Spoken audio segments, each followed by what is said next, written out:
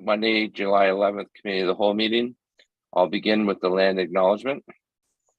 On July 11th, 2020, we acknowledge that this sacred land on which Smith Falls is now located has been a site of human activity for over 10,000 years and is rich in Indigenous history. The land is the ancestral and unceded territory of the Algonquin and Anishinaabe Nation. We are grateful to the Algonquin ancestors who cared for the land and water in order that we may meet here today. We are also grateful to the Algonquin people for their contribution in making the Rito Canal, which runs through Smith Falls. We are mindful of broken covenants and the need to reconcile with our relations. Together, may we care for this land and each other, drawing on the strength of our mutual history of nation building through peace and friendship, being mindful of generations to come. So I'll begin the meeting. We have regrets from Councillor Allen, and I'll begin with amendments to the agenda. Councillor Maguire, you have one? Thanks, Mr. Chair. I would like to suggest that we take 8.1 Parks and Recreation Master Plan Report 2022-101 off the agenda tonight. I took a good look at the report, and it doesn't appear that we have any new information coming forward, and the updated report's very similar to the last one we had. So I think our last discussion is still valid. So just in the interest of time tonight, I think we could take that one off. Okay, that's on the floor for comment or committee's direction. Mayor Pankow. Do we expect, Director Manhire is on here, I assume, any further revisions of this, or is this the final draft? Through the chair, this is actually for council to receive. Any future decisions will come back to council. So this is just a very high level guide for staff to use when making recommendations. So it's not an approval of anything. It's just to receive the document. Thank you for that. Any other comments? Councillor McKenna? I guess I'm in favor of leaving it on the agenda. It's although we're familiar with the document, the public watching would also benefit from the presentation, at least the high level one. I don't know how much time we'll have to spend on it, but I'm assuming staff wouldn't have arranged to put this on for no good reason. So time permitting, I'd like to leave it on. Okay, thank you for that. Any other opinions? Councillor Alford? You're muted. You're muted. Thank you. Receiving it is one thing, but if it's going to form recommendations that staff give this or future councils, I just want to make sure that in receiving it, that it is complete and accurate, and that it wouldn't bind. It's going to, as Director Manhire said, it's going to inform the recommendations that staff make. So that is an important step in how council makes its decisions. So I'm interested to hear what the rest of my colleagues have to say about it, but I'm not adverse to making sure that when we receive it,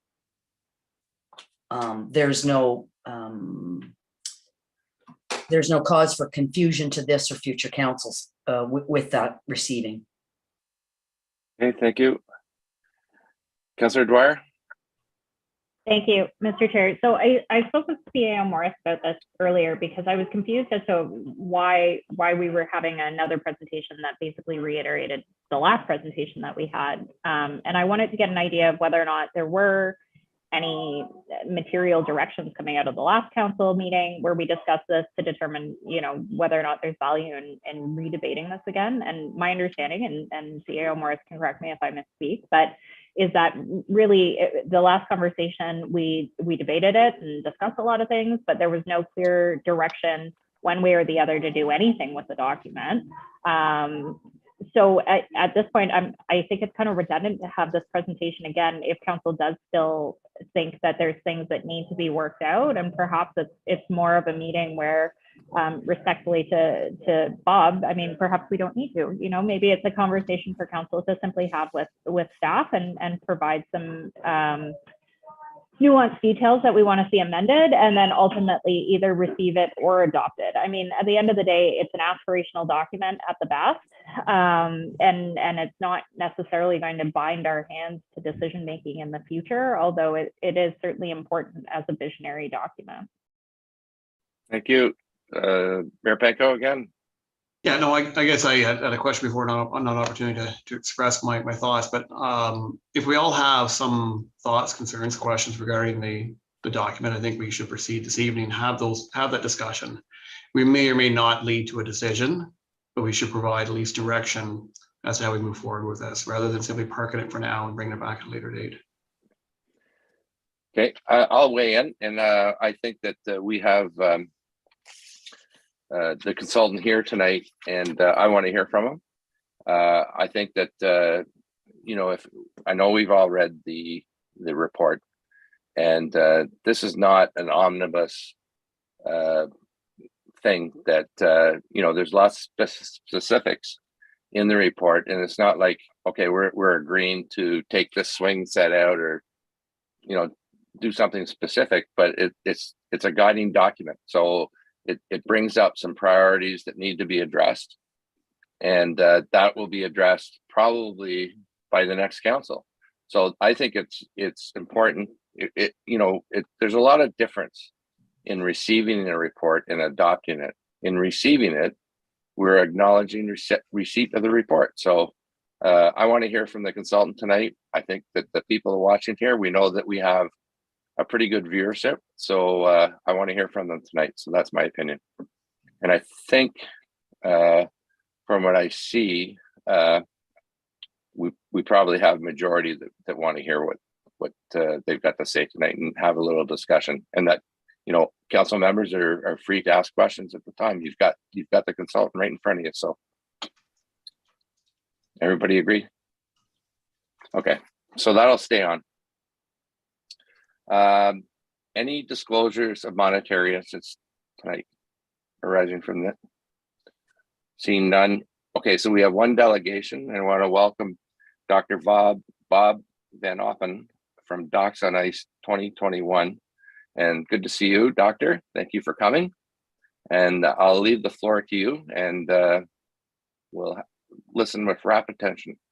Hey, thank you very much. And well pronounced on the last name, Bob Van Oppen. I'm one of the docs over in Perth, and work mainly in Perth and work a little bit in Smith Falls as well. And I wanted to bring to your attention that we have a chance to do another Docs on Ice. I think most of you probably remember Docs on Ice in 2019. Docs on Ice is a huge charity fundraising hockey tournament for doctors.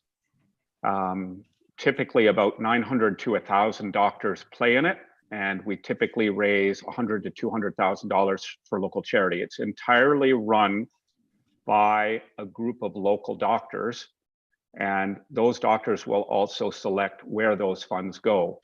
In this case, the docs are all from Perth and Smith Falls, and all of the charity money will end up in Perth and Smith Falls. Part of the project of the tournament is that it's about a collegiality and finding a way for doctors to relate successfully to each other than you know, over patients. And then part of it is charity, and part of it is just raising the profile of a community. We had it in 2019 in Perth and Smith Falls, and I think it went fairly well. And it got put on the shelf with the pandemic. And so it turns out now you know, the kind of executive are discussing maybe firing it all back up again. And they had such a good time in Perth and Smith Falls the last time. They asked if we could please kind of be the ones to get it all going again. And so we started that process. I booked ice time with your arena staff, which are awesome. And it's looking like it will be March 31st and April 1st in 2023. And I guess part of my request here is if you would please consider charging us minor hockey league rates rather than the full rates. that's about our story. Is there any questions for me or comments that you'd like to make? Any questions for the doctor? I see another, I believe, a doctor on the line. Is that you, Paul? Yeah. Paul So Miller, welcome. Hi. Any questions? Councillor Alfred? Thank you, Mr. Chair. Nice to see you again, doctors. And I know that after the last 2 years, if this is a way that you have to blow off some steam and celebrate getting through the pandemic and all that you did during that, all of our healthcare staff are very valued. If we didn't before, we certainly were reminded how much we depend on them.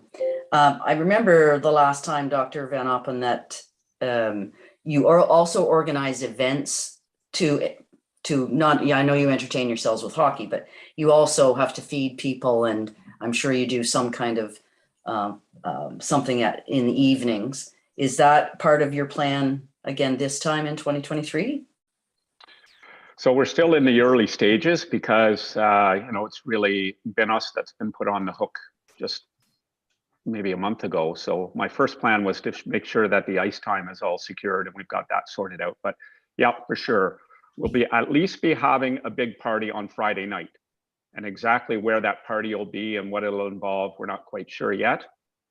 Thursday night, we had a huge party the last time that involved NHL players coming on Smith Falls Ice, and that was a lot of fun. We may do that sort of thing again, or we may just let the teams reunite themselves at whatever local restaurants they want to. A lot of these folks haven't seen each other in 4 years by the time we get there. And we may just decide, hey, let's let them fill every restaurant in both towns and just get together with their teammates. So plans are not firmed up, but we'll definitely be doing something. Well, certainly we can highly recommend that Smith Falls downtown is open for business, and we would hope that what events are planned would include some venues in Smith Falls. I, for one, think it would be a small gesture on behalf of the town to reduce the rates for this particular event. And so that's my opinion. Thank you. Thank you, Mayor Panko. Yeah, thanks, gentlemen. And everything I heard back from 2019, it was a great event and did bring a lot of benefit to the community. I assume we'll likely have staff come back at a future committee of the whole to outline what the actual, I guess, cost difference would be between the regular adult rate and the minor hockey rate, so we have an understanding exactly what we're talking about. But aside from that, be able to provide a report on, I guess, the charities that were supported from the 2019, and maybe not even right now, even just send that back to Nadine, and she can get it to us. We have an understanding of what you've done in the past anyway, and assuming that there probably will be some parallels or similarities with what comes forward soon. But anyway, overall, we're happy to see you back. That'd be a great event. Okay. Anybody else? There's a thumbs up.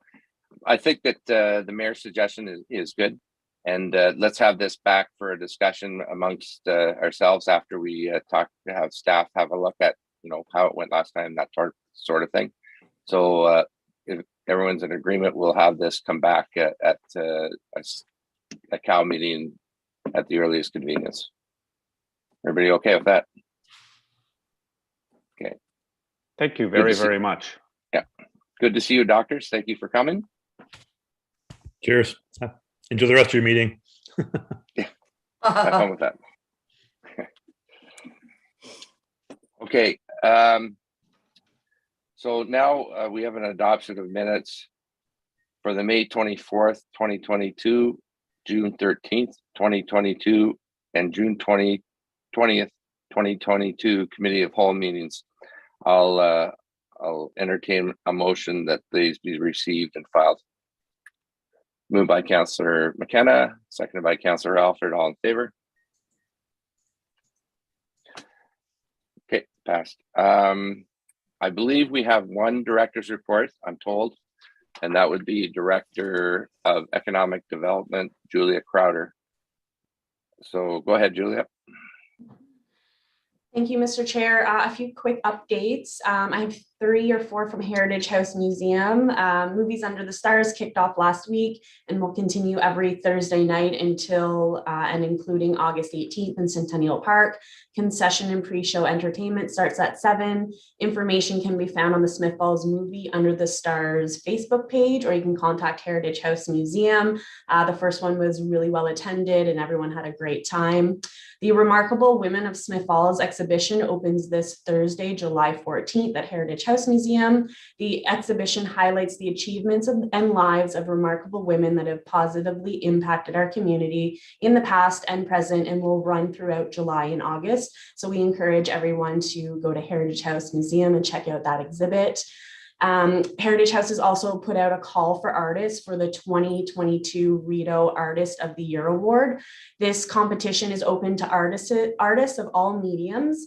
Artist submissions must be received by August 6th and 7th. Submitted pieces will be showcased until October 8th. The winner will receive a cash prize of $1,000 and the title of Rito Artist of the Year. Heritage House is also hosting Old Sly's guided walking tours. The tours are by appointment only and cost $5 for adults, $4.50 for seniors, $4 for youth, and free for children under the ages of 6. Staff have also issued RFPs for the Artscape mural, which closes next Friday, July 22nd, as well as the RFP for the new website, which closes Friday, August 5th. Both have generated a lot of interest and have been receiving a number of inquiries and questions. And those are my updates. Thank you, Julia. Questions for Director Crowder? Councillor McKenna? Thank you, Mr. Chair. Julia, is the Artscape selection, is it done by a jury or is it, how will that selection be made? Through you, Mr. Chair. So there will be an evaluation team that will review initial proposals and will narrow down any submissions to ensure that they meet the evaluation criteria set out in the RFP. And then we'll be putting any submissions out to the public for voting. So there will be a week after the submissions are received, and it will be posted on the Speak Up Smith Falls page so that the residents can vote on their favorite. And that will help inform the final results and recommendation to council. If I may, Yep. So is the jury selecting it or is the vote, whoever gets the most votes? Well, it's a combination of both. I think ultimately council will have the final say on which one will go up there, but we want to make sure that the evaluation team reviews all the submissions and that no submission goes out to public voting that doesn't meet the initial criteria. So we wanted to make sure that we had public input and those results will go to council for their consideration as well. And if I may, one final, are there people familiar with murals on that selection group or artists of some type? So we've extended an offer to the Arts and Culture Council to put someone from their membership on the evaluation team. Thank you. Thank you for that. Any other questions? Seeing none, thank you, Julia. Appreciate the updates on Heritage House and the mural. And we look forward to all those events and that happening. Okay, we have one correspondent item. It's a letter from Nicholas D. Guantano. It's a petition respecting Queen Street properties and request to purchase land. I trust all of council have read that. I would suggest that maybe we have a staff report. There's a suggestion that some history there of a past opportunity for residents to purchase that land. And maybe we could put that on a cow coming up soon. Everybody okay with that? Okay. So we have two in-camera items. So I'd entertain a motion to go in camera. Councillor Alfred, seconded by Councillor McKenna, all in favor. So we'll try not to be too long and then we'll be back soon.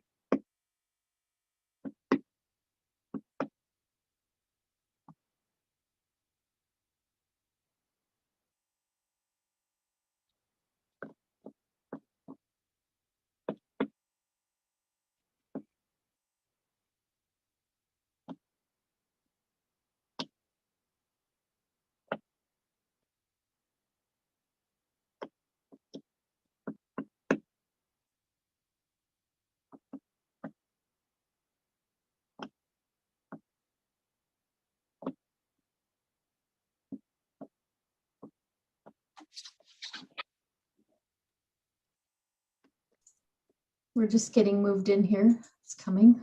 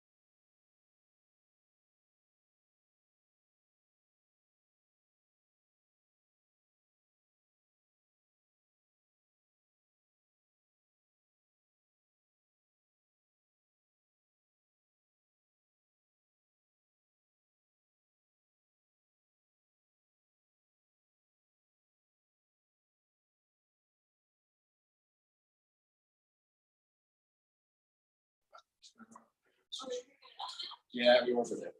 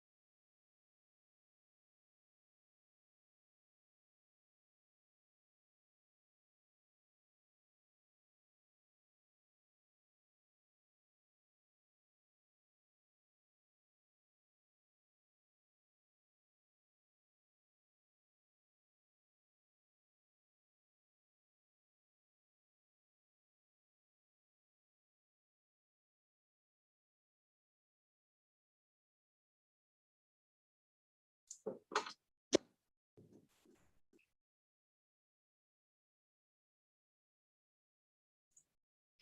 just keep our microphones off for a second, and then they will take down the screen for in camera. We'll go back live.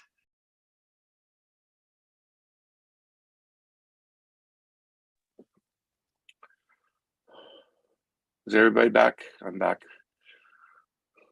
Yeah, we're just keeping our microphones off just for 1 second while they move back to the screen.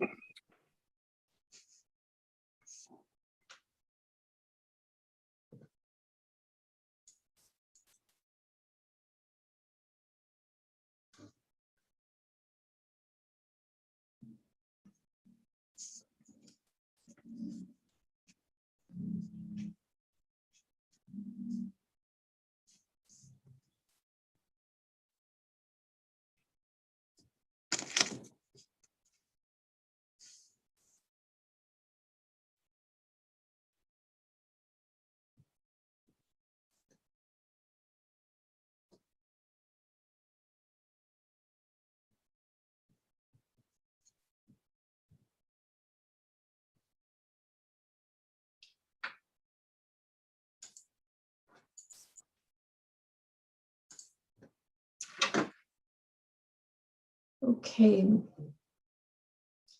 Okay, Mr. Chair, we are now back live from the in camera, so you can proceed with the meeting. Okay, thank you. And sorry for the delay. We discussed in camera 2 items regarding the disposition of land.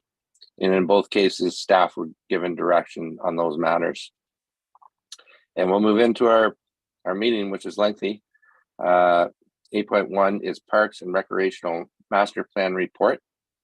And that's with Director Manhire. And we have a guest presenter tonight is Stephen Slaluta of RC Strategy. So I'll leave it to you, Dr. Manhire, to introduce him.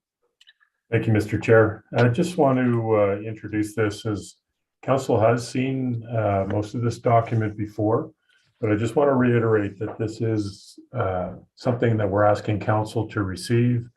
It will give us broad direction. It's a guiding document to give staff direction on what to bring forward to Council and what's important and where we can spend our time looking at options to improve service. So Stephen, I'll let you kind of go through the plan. It gives the highlights. We are looking, like I said, just to have Council receive this. If Council does have comments on it, we'd be very happy to hear those comments. But at the end of it, as I said, we're looking at just receiving the document. This will be a bit of a living piece that we will be revising back and forth as the community grows and as priorities change. So, but it will give us direction initially. Thank you. Great. Thanks, Director Mannheim, and good evening to members of council. Just going to share my screen there. Can I just get a quick thumbs up if everybody can see my screen? Great.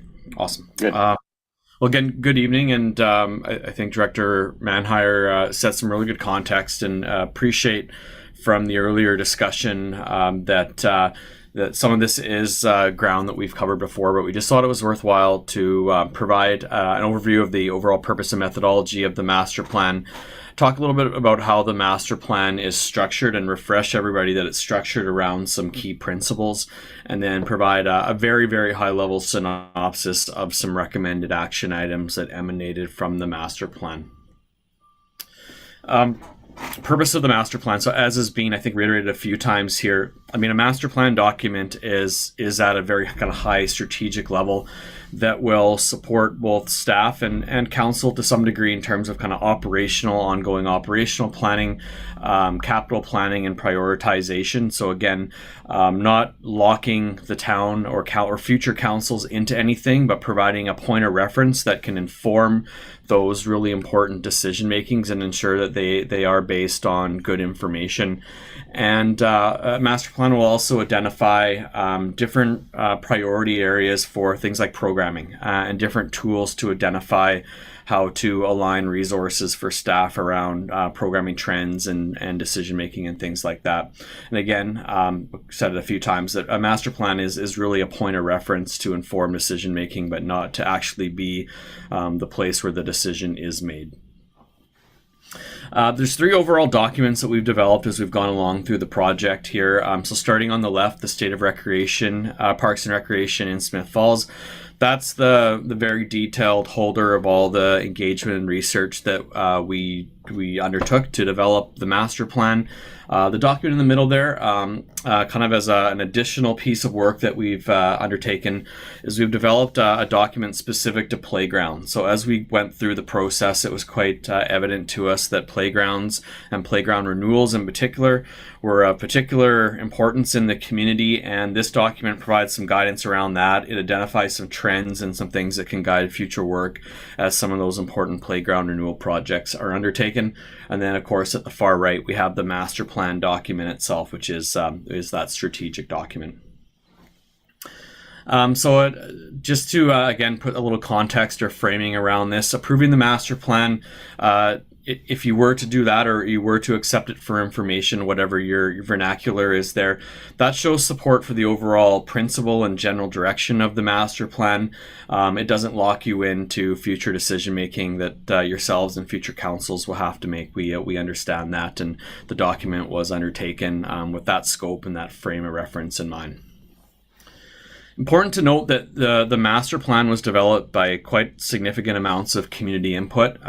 If you kind of add up all those responses there for the various surveys from residents and youth, the stakeholder engagement that we did, there's over 500 touch points within the community there that gave us a really good perspective from some diverse viewpoints. So when we undertake this type of planning work, we want to make sure we understand resident perspectives, user group perspectives, what you have to say, and so forth. And I think we were quite successful in being able to do that. There's a number of other non-engagement inputs that inform the master plan as well. So we look at things like trends and leading practices in the province, regionally, as well as across the entire province. We look at trends nationally, even internationally. So something like pickleball is always a good example of a trend. Different activity trends, fitness, things like that. We look at population and demographics, certainly, to understand what the town has for unique characteristics and where the town may grow to in the future. We look at available utilization data. Our team undertook spatial analysis, particularly of the parks inventory in town, to understand where service levels are high, low, and kind of what that might mean moving forward as the town grows. And we also undertook a service delivery review where we look at some of the ways in which programming and services are delivered.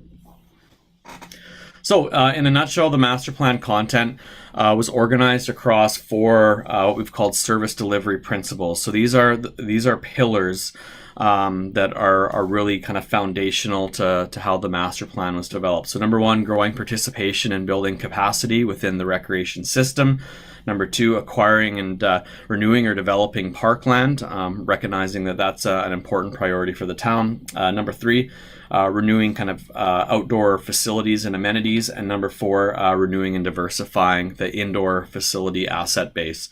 So in essence, these are the kind of the 4 strategic pillars and sections actually of the master plan under which we developed and put all of the actions. Buckets would be another way to think of them.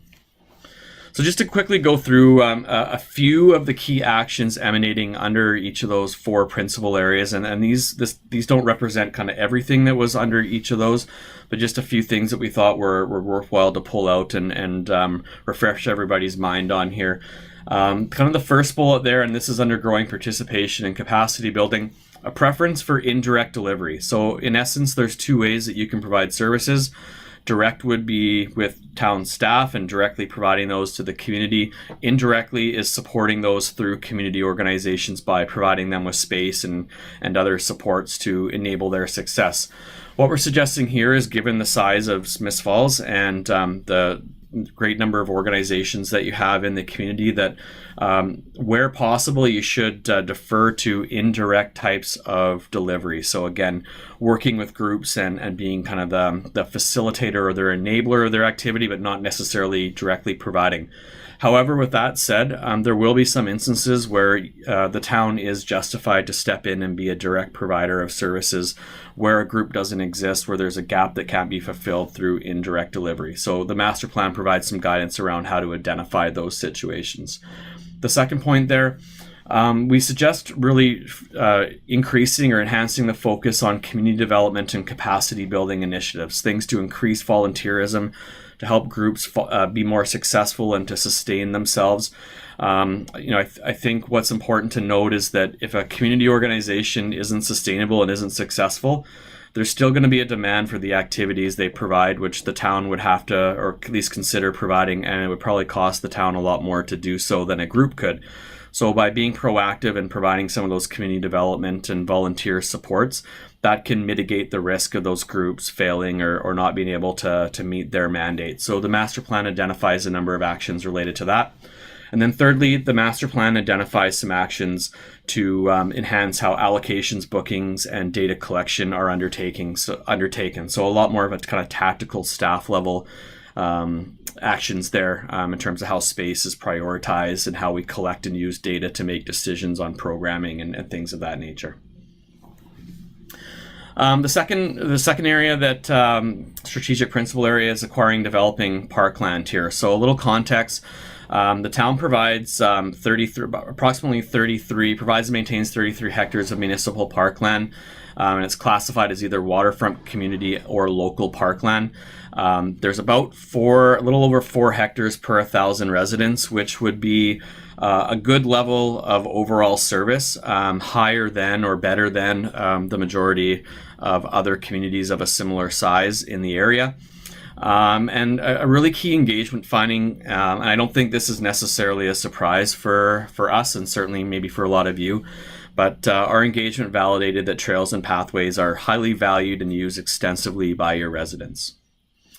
So what does that mean in terms of some actions? What we've suggested is maintaining an overall parkland supply of about 3.8 to 4 hectares per 1,000 people, 1,000 population. So as you get bigger, it's often difficult to maintain exactly your current level of hectares per 1,000 residents. So it's justified to have a little bit of a slippage there, but we're suggesting that trying to stay in and around that 4 hectares per 1,000 is appropriate.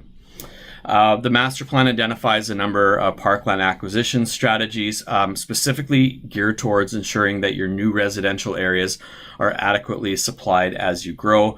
And the master plan has a number of sort of guiding actions and suggestions and best practices about the type of land that you should take through the development process. And again, we hope the master plan is a good point of reference to ensure that that occurs and that land is optimized.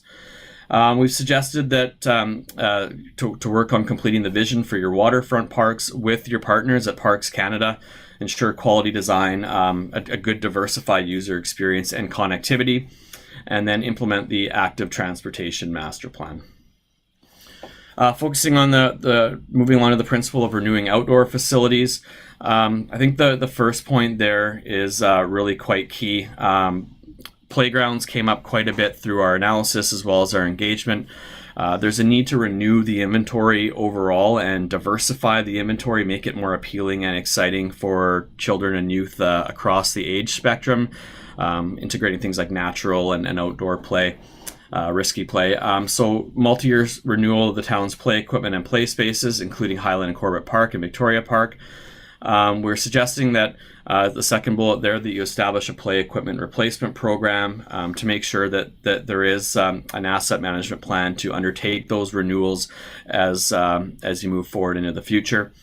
The third point there, again, I referenced pickleball earlier on as a key trend. At this point, we think it's appropriate to continue to monitor pickleball, and the master plan identifies some tools that could be used to further analyze infrastructure needs for all types of recreation amenities, and certainly pickleball would fall into that. Fourth point down, ensure new neighborhoods are adequately serviced by playgrounds, and the catchment area, sort of a best practice that we use, is 800 meters. So ensuring that all residents have access to a sufficient, safe, attractive playground within an 800 meter catchment. And then lastly, assess removing the Highland and Corbett Park ball diamonds as part of the revisioning exercise for those park spaces. And then lastly, looking at indoor facilities and the renewal around that. First off, and it's a bit of a practical one, but just optimizing use of what you already have available in the community. And gymnasiums is probably one of the key ones. We heard a lot about gymnasiums through the engagement process, various challenges, a lot related to COVID in terms of accessing those gymnasium spaces. So what we're suggesting is that you work with your school partners to ensure maximum access to gymnasium spaces wherever possible. Secondly, we've suggested in the master plan a feasibility study for a multi-sport indoor facility that could include artificial turf or other types of court spaces, and there might be a partnership opportunity there with a school partner.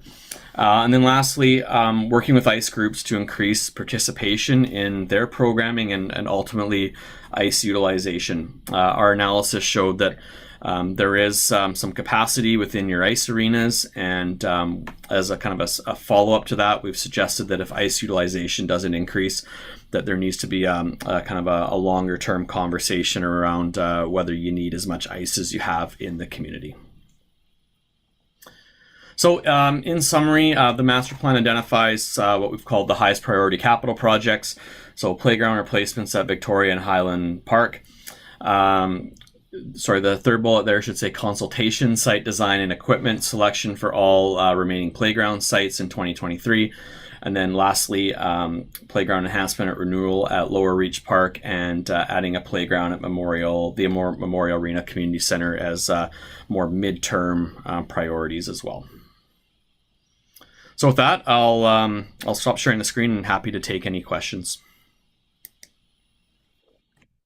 Thank you, Stephen. Councillor McGuire is first, and then Councillor Alford. Thanks, Mr. Chair. Thanks, Stephen. So we last talked about this on March 28th. We had a really in-depth discussion. Ultimately, a committee wasn't comfortable putting a stamp on anything or endorsing anything.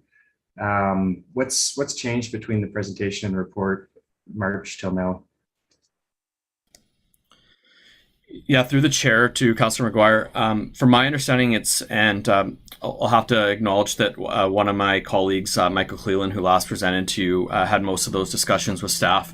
But from my understanding, it was a lot of fine-tuning of the document, but no substantial changes to the overall strategic direction, but ensuring that the context of the document as being a guiding document, but not a direct decision-making document, was made more clear, as well as just a number of other kind of fine-tuning elements. Yeah.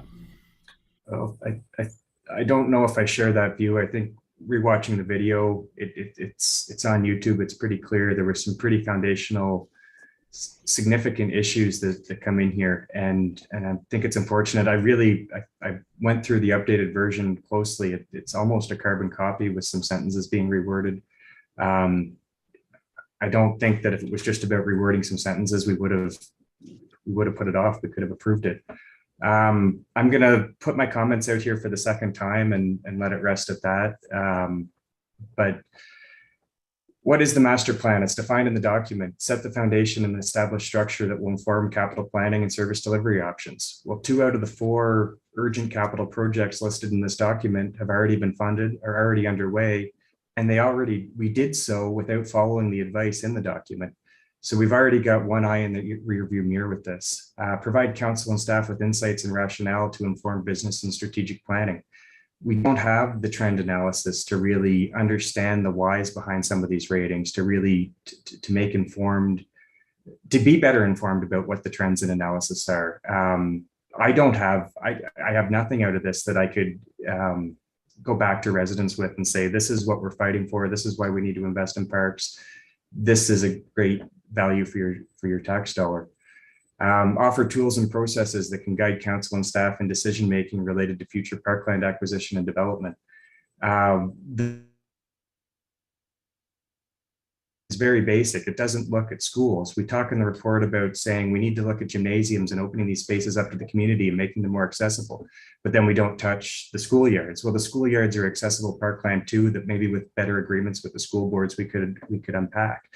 The survey shows us that our trails are one of our most valued assets in town, but we don't count the Cataract Way Trail as parkland when we do our analysis on that side of town. So it's very disconnected inside and outside the document, and I don't find that I don't recognize the tools.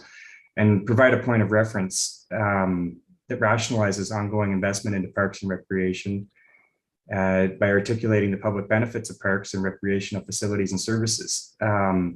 There's a common theme in the document where we need to engage community groups better. We need to engage private groups better. We need to engage all these people that are out there just waiting to come to Smith Falls and run recreational facilities. And we just need to ask them. And it doesn't make sense to me that either A, we've got an issue with how we're working with community groups that we need to solve, that it hasn't been identified here, or B, we need to change, or I don't know what the hidden secret is that will be keeping people out of town. When it comes into the presentation, the presentation references the number 3.8 hectares to 4 hectares per 1,000 people, but the report uses the number 2.5 to 3.5. Once again, same thing that came up before. Which is it? Which are we aiming for? One of the big motivators of why we, spent the money on this was that we needed to know we've got limited funds available, and how can we maximize the return on investment to get our assets performing at a top level. And when we're saying, okay, we need to acquire more parkland, we can't maintain the parkland we have more parkland per capita than we really need. There's all these contrasting things that just, as a counselor, doesn't give me the knowledge I need to make an informed decision in the future. So as much as we can say this is high level, and this is, it's going to set a foundation and it's going to give us direction. I don't, reading this the second, third time now, I don't feel any better educated on the conditions and the best practices and how to move forward. So the last is it's got these no references to this playground strategy that I don't believe council's seen. The date on the thumbnail in the report's December 2021. And it's just another aspect of this that just doesn't add up. So we endorse this and then we build the strategy, or are all these strategies supposed to come together and this is supposed to be the guiding document? So I'm not sure why we're discussing this tonight. It's pretty much the same as what we got back in March. I was disappointed then, I'm still disappointed now. And I hope something good can come from this, but right now, I'm just not sure what it's going to be. If it's through your worship to Councilor McGuire, if I could just address a couple things there. Is that okay? Yes, of course. Okay, great. So the reference to 2.5 to 3.5 hectares per 1,000, like that's clearly identified as like a municipal standard or general best practice across Ontario. So, I just want to be clear that the 4.07 hectares and our recommendation in there is related to that best practice. So we're not mixing up the numbers in terms of the numbers we use in the document for parkland supply in Smiths Falls. We identify that as a best practice. Councilor Guire, like as you were kind of going along there, I mean, I would suggest that most of what you've hit on is in the master plan or in the research findings, but certainly appreciate the comments. And we might have to further engage with staff on some of your concerns. But I just wanted to make the point around the hectares per 1,000. I want to make sure that's clear. Thank you, Stephen. I think Councilor Alfred had her hand up. I did, and thank you, Stephen. I have a couple of concerns, questions. I mentioned this before when we went through it, probably in the March meeting. And this is not directed at you, but also at staff as well, perhaps. I don't consider the cemetery as parkland. I don't know how many hectares are out there, but I don't consider it as parkland. And if there were something that was needed at the cemetery, there's a healthy reserve in the cemetery budget to deliver it. So my other question would be, and I think at one point, Councillor McGuire touched on this, the in your executive summary, advancing the highest priority that require capital funding. But if I look at the input that we got from the public, multi-use trails are every bit as important to them as as the playground equipment are, and I don't think we saw enough of how we're going to elevate that the way we have elevated the playground stuff. So I think there should be capital investment in that. We have beautiful trails that need work and need to be connected to the cat trail. So I would like to see that up there in the highest priorities that require capital funding. And again, that's not necessarily directed at you, Stephen, but even in the detail of what the public asked for, that is equal. They both scored 58. So I would like to see more work around the trails. I think that's all. One other just comment. I know that also included is the boulevards off Queen Street. They're just grassy boulevards and that the town cuts the grass on, and they belong to the town. But you're probably never going to be able to divest, the municipality will never divest themselves of that parkland in between those rows of houses. But we could do things like plant trees or plant fruit trees in there. And it's just a passive green space. But I think we've talked about this before too, and how that grassy green space can be passive, but also be productive. So those are my comments, Stephen. Appreciate all the work you guys put into this. There's a lot of detail in there and a lot to process, and it does take 2 and 3, 4 readings to get to all of it. So I appreciate that, and I hope that when we move forward this, and I know Director Manhire says we're just receiving it, and we are receiving it, but I feel like it's a foundational document. So I don't know at what point we adopt it and make it real and make it, I understand it's high level, I understand it's strategic, and that it'll come back to council when the money needs to be spent. But I do feel that there could maybe be a little bit more fine tuning, at least for me, with regard to the trails as to the priority. Thank you, Stephen. Thank you for that. Any comments, Stephen, or you're good? Yeah, I'm good. Thank you. Thanks for the comments. Okay. Yep. Okay. So Mayor Panko beat Peter by a half a second there. Okay, thank you. A lot of information here, and I would say as a high level, it's fairly comprehensive. A couple of one omission anyway. I think that Alexander Park is mentioned somewhere in the document. I know I saw it maybe on the map, but it's not referenced again. And that is a pretty key piece of parkland for the people in the north end of town, and with no direction as to what should or could possibly happen there. The other area I forget, like for consideration. I mean, I know this is high level, but suggesting the removal of playground equipment at Civitan Park on the lower side of Lower Reach Park, and then up at the high end of Lower Reach Park near the tennis courts. And just from experience, I mean, you've got adults playing ball on the ball diamonds on the lower on the south side of Lower Reach, or I guess the east side. And those playground, and they don't want their kids running across Lower Old Slides Road to the playground equipment across. So it's handy to have that there, so kids can be busy while adults are playing ball in many cases. And the same thing goes for the upper end. It's quite a stretch to go from the small soccer fields by the tennis courts of that area down to where the play structures are at Lower Reach Park. And I appreciate having one major experience at Lower Reach. But the same thing up above, if you've got some kids playing soccer, you've got people playing tennis, you're trying to keep your kids busy while you're doing these things. Having smaller activities at the upper end of the park, I think is still important. It's a big park and fairly stretched out, and activities happening across it. So I would resist the suggestion that we would try and concentrate all the play area in one area there. Overall, I think when we first started talking about a Parks Master Plan, I think my assumption was it would be more granular, and we discussed that in March. And we look forward to having direction in the future related to each particular park that we need to provide more improvements on. It's, I guess, as Councillor Alfred said, it's a foundational document that provides some guidance right now. But I think they say there's probably still a little bit of work to be included in here.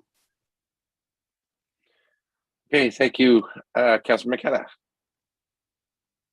Thank you, Mr. Chair, and thanks for the presentation. I'm comfortable receiving this document as a guidance document.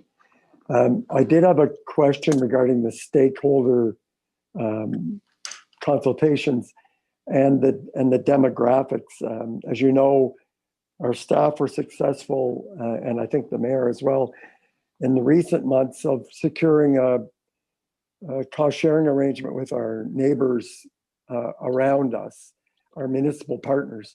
And so when I think about demographics and when I think about, I'd have to look at what their demographics are as well. Rito Lakes, Montague, Drummond North Elmsley, and Merrick Wolford, because I think they're partners in this with us. So I would think going forward as we develop these services, stronger engagement with those partners about what their needs are and what their population needs are will inform us and perhaps make future cost sharing agreements more easily to secure with them. So that was my only comment, that we're not an island here, especially with recreation. We have facilities that we do share and have cost sharing agreements. So understanding where those populations are and where they're going and what their councils say. So I'd be sharing this document with them and future councils going forward. Thank you. Thank you. Anybody else? I can go. Thank you, Stephen, for this presentation. It was a good review. I think that impressive 500 touch points of responses from our community, I think led to the, as you said, the 4 pillars of what this should be about. More participation, more capacity, renewing Parkland, renewing outdoor facilities and indoor facilities as well. So all the points are hit there. The other point to make is it is a living document. I agree wholeheartedly with the mayor about the 2 points he made, and I made those, I think, back in March as well, about the this swing set here and this little playground there in the Lower Reach area, Alexandria Park. Those will be addressed by council. We're here to listen to people and know what the priorities are ourselves. And so I'm happy to receive this. This is not an omnibus piece of legislation where we're tied into every recommendation. This is a guiding document. I'm happy to receive it. It'll be on the books. And so when we come to decisions that we have to make, whether it be a swing set here or a playground there, that will be referred to. You're not tied to it. So happy to receive it. I appreciate your time tonight. Thank you. Councillor Dwyer. Sorry, had to find the unmute. Thank you, Councillor Brennan. I wasn't going to comment, but I think you kind of hit what I was thinking on the head with your point when you said this is a policy document that doesn't technically bind us to anything. I mean, it is an aspirational policy. It is a policy that we adopt ourselves. And with that in mind, considering some of the reservations that some of my colleagues have, I'd like to see us receive this and pass the resolution to receive it with a commitment that we review and refresh the document in 3 years under the next term of council, so that if there are things that could be further enhanced, that we do so.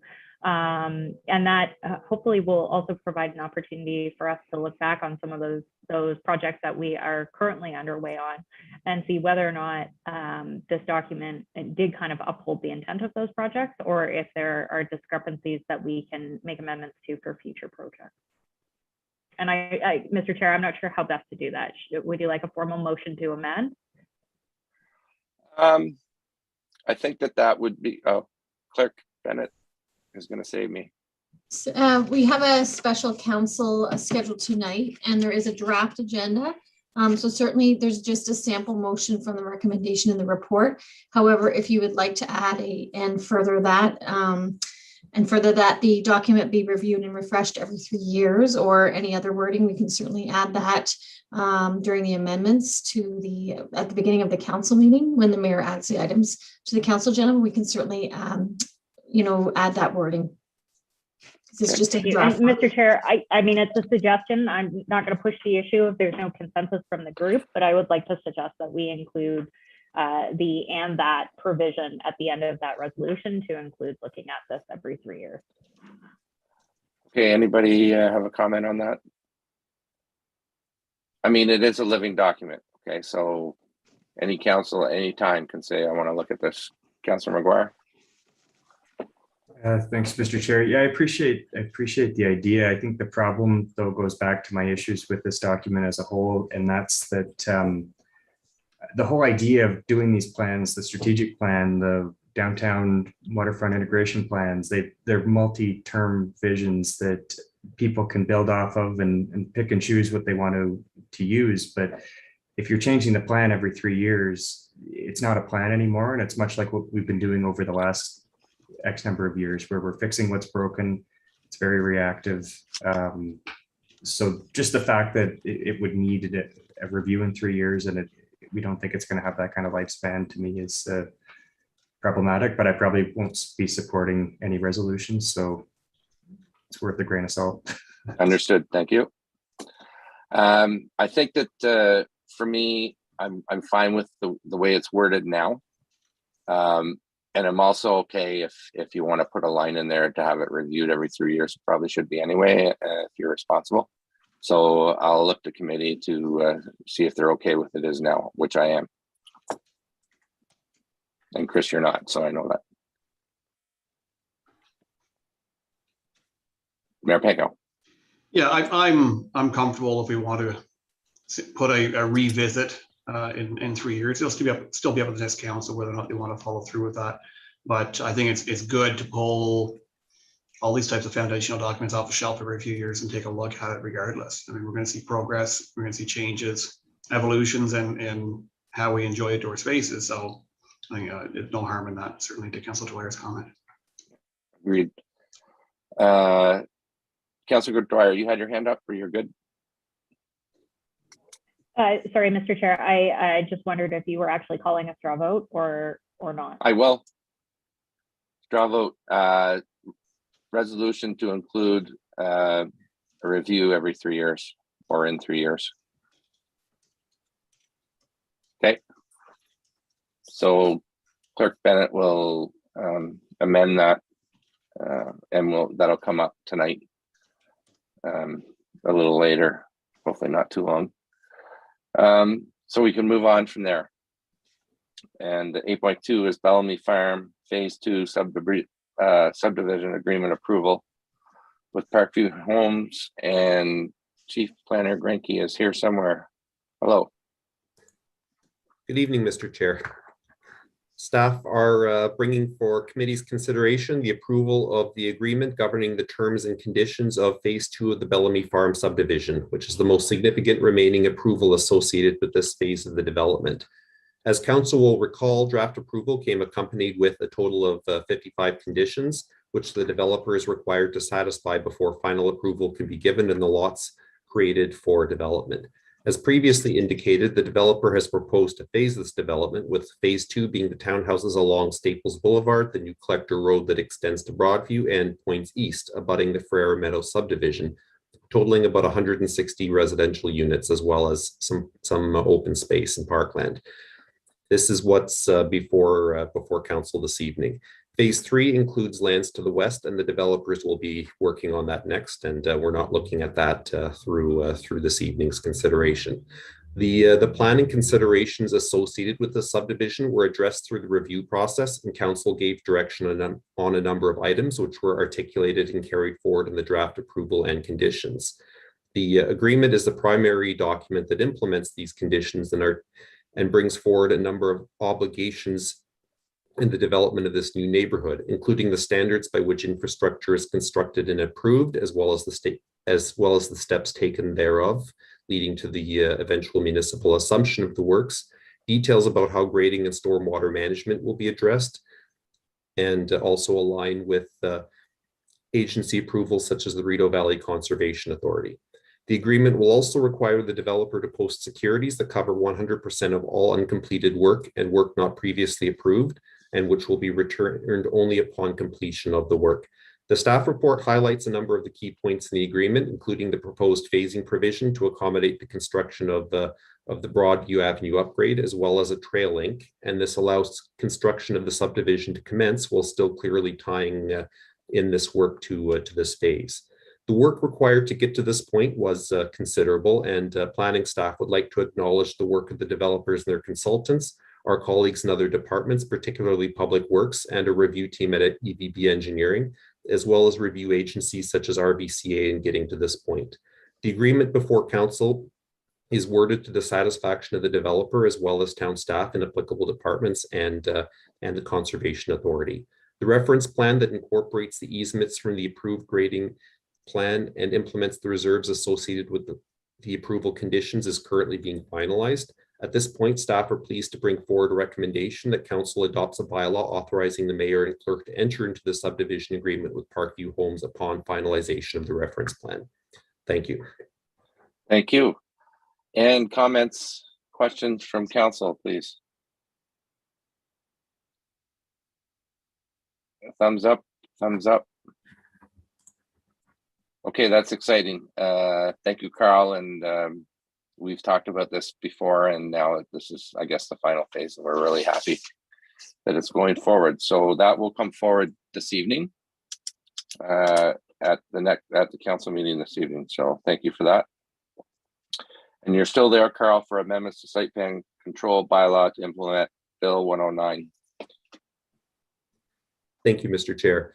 In May of this year, staff updated council on some changes coming to the planning process and municipal operations being brought forward through Bill 109.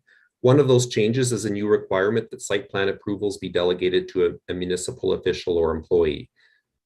In 2021, council approved a new site plan bylaw that defined minor site plan approvals and delegated the approval of those to staff with the intent of making the process more efficient to smaller scale projects that are of more local significance. And that's fairly typical among municipalities. Through Bill 109, which seeks to reduce approvals timelines, particularly at the end stages, that amends the Planning Act to require that council appointed a designated person to approve a site plan, which would effectively remove council as an approval authority for site plan applications. And this particular amendment to the Planning Act took effect on July 1st of this year. In essence, the legislative change asserts the scope of site plan approvals as a technical process. And this evening, staff are proposing that a new site plan bylaw incorporating a number of small amendments be brought forward that enacts this change and aligns the process with the new provisions spelled out in the Planning Act. The draft site plan bylaws appended to the report and includes the proposed changes that are tracked. This document was reviewed with legal counsel to ensure it appropriately captures our statutory obligations. While I've seen the transition interpreted differently elsewhere, the advice we've received from Tony Fleming on review of the legislation is that the delegated approval authority applies as of July 1st, regardless of when the application was actually made. The procedural amendments being brought forward aren't discretionary. We do have to make these changes. However, staff recognize the inherent public interest in and awareness of site plan approvals, particularly for larger developments. As such, we would propose that the Planning Advisory Committee continue to review and provide advice on major site plans as they do presently. The legislation does not preclude that.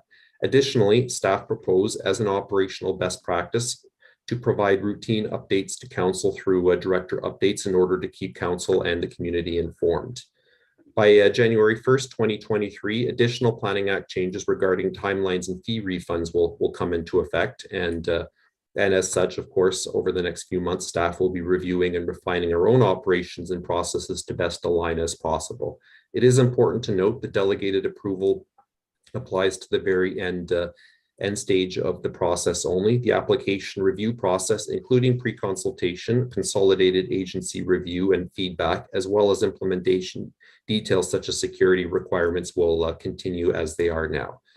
And that concludes my report, and the staff recommendation regarding the proposed site plan bylaw is appended to the report. Thank you, Mr. Chair. Thank you. Comments, Councillor Alford?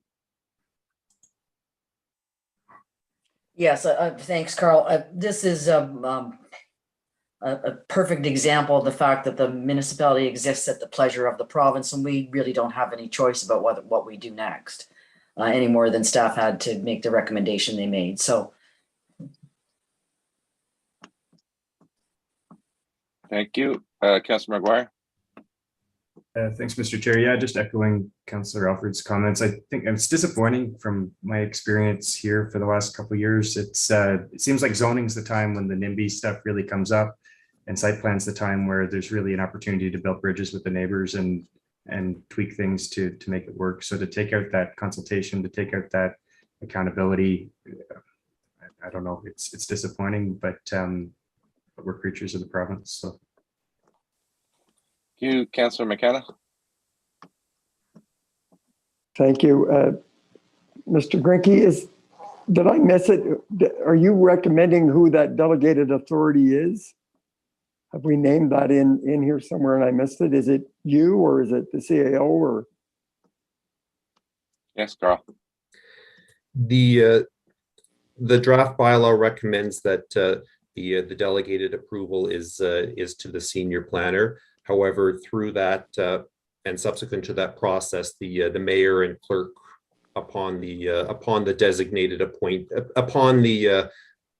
upon the senior planner's recommendation, would be authorized to execute the subdivision agreement on behalf of the municipality. The agreement would still be a required step. Thank you. And if I may, so if you have this, you will have this additional responsibility now, lots of pressure. Does it impact your standing as a senior planner?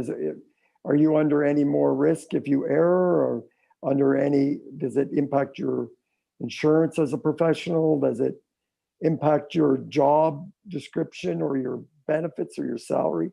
I guess you've taken on this additional, or you've been given it. You didn't ask for it, but there it is. So if you muck it up and all hell breaks loose, you're ultimately responsible, or who is? Yes. Yes.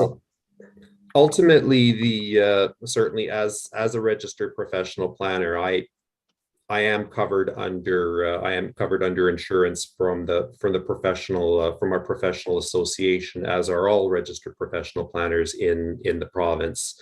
So this and similar to when I provide advice and recommendations to council, I do so on my best professional judgment, and with any site plan applications before that I present to council with our recommendation. It's never a recommendation that's just mine only. It comes accompanied with review that's undertaken by other departments, other third parties, if we need to obtain a legal opinion or any other review, and that would absolutely continue, and certainly having that responsibility definitely highlights the need to certainly continue to be diligent in ensuring that the review is complete and wholesome and accommodates the various technical interests and jurisdictions through this process, as well as our review of the official plan that guides our decision making.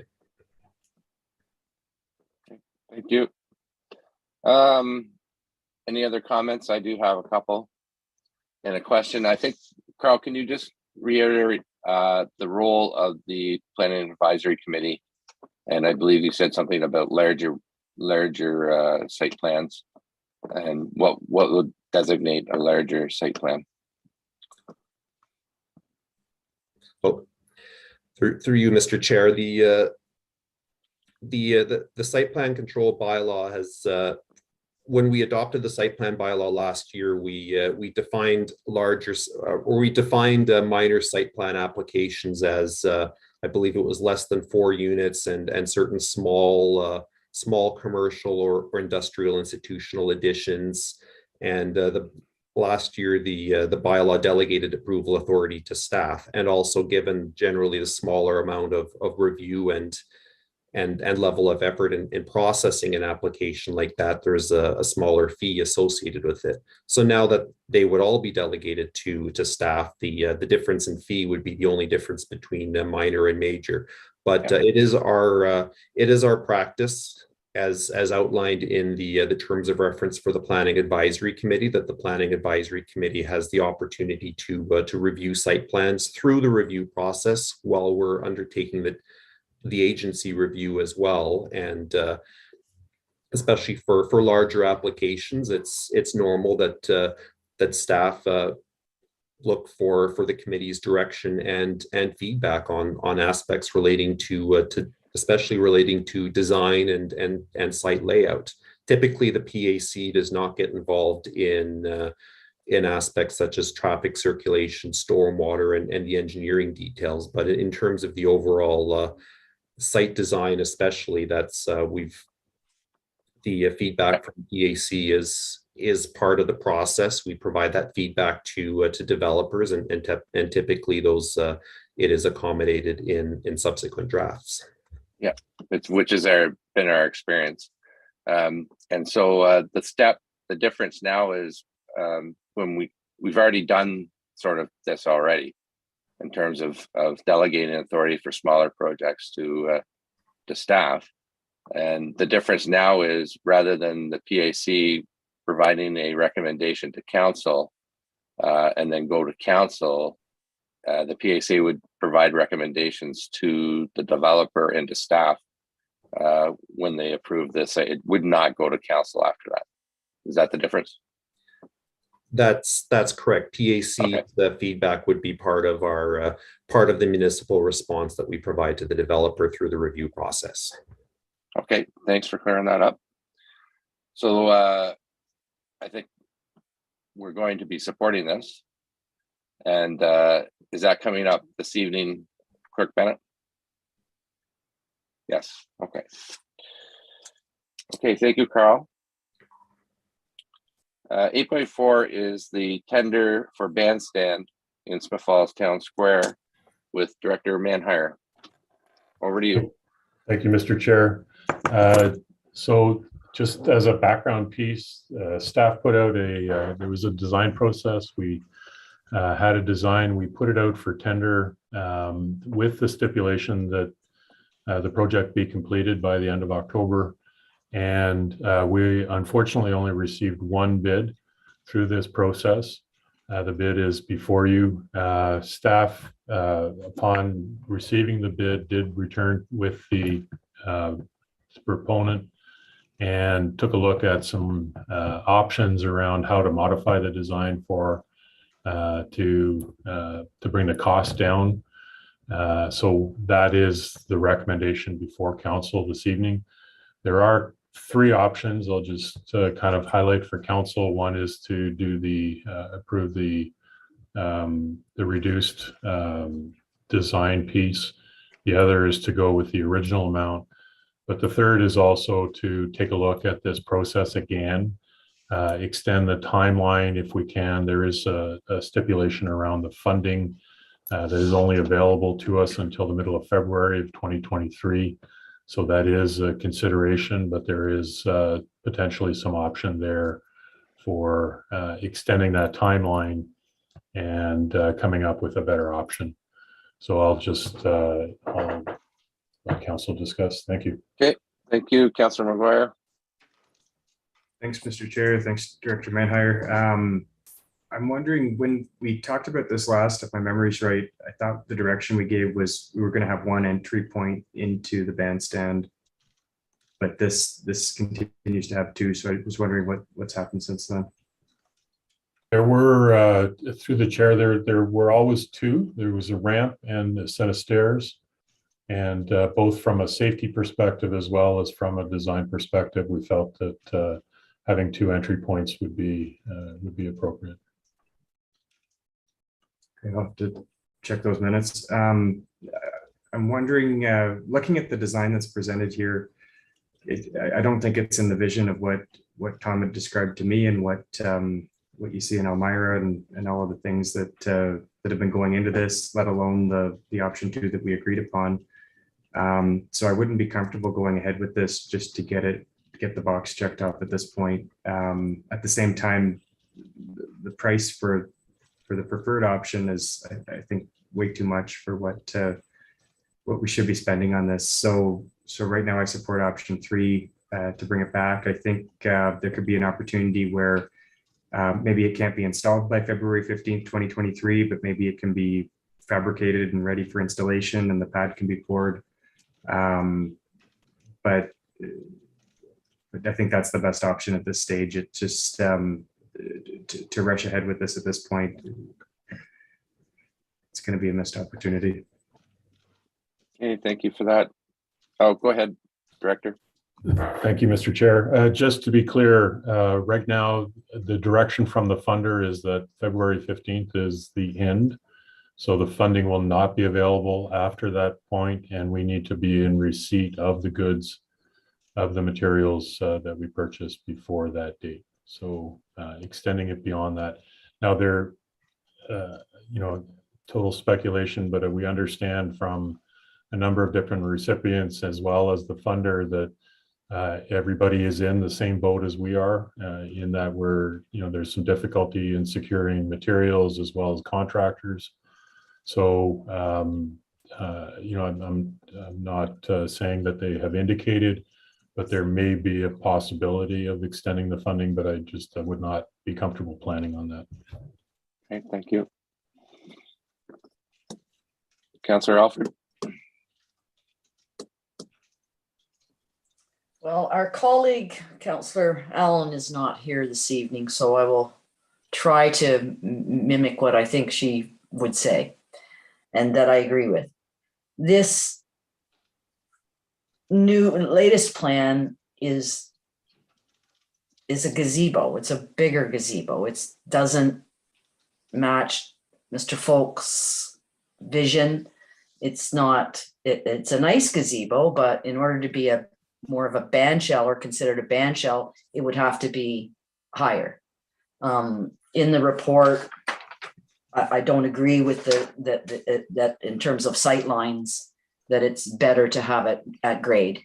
I believe that it'll have to be elevated. This has been a trial, and we're going to shortly talk about the hardscape in that town square. But I honestly don't think this is in keeping with what Mr. Folks donated the money for. If Councillor Allen was here, she would, I know, speak against it.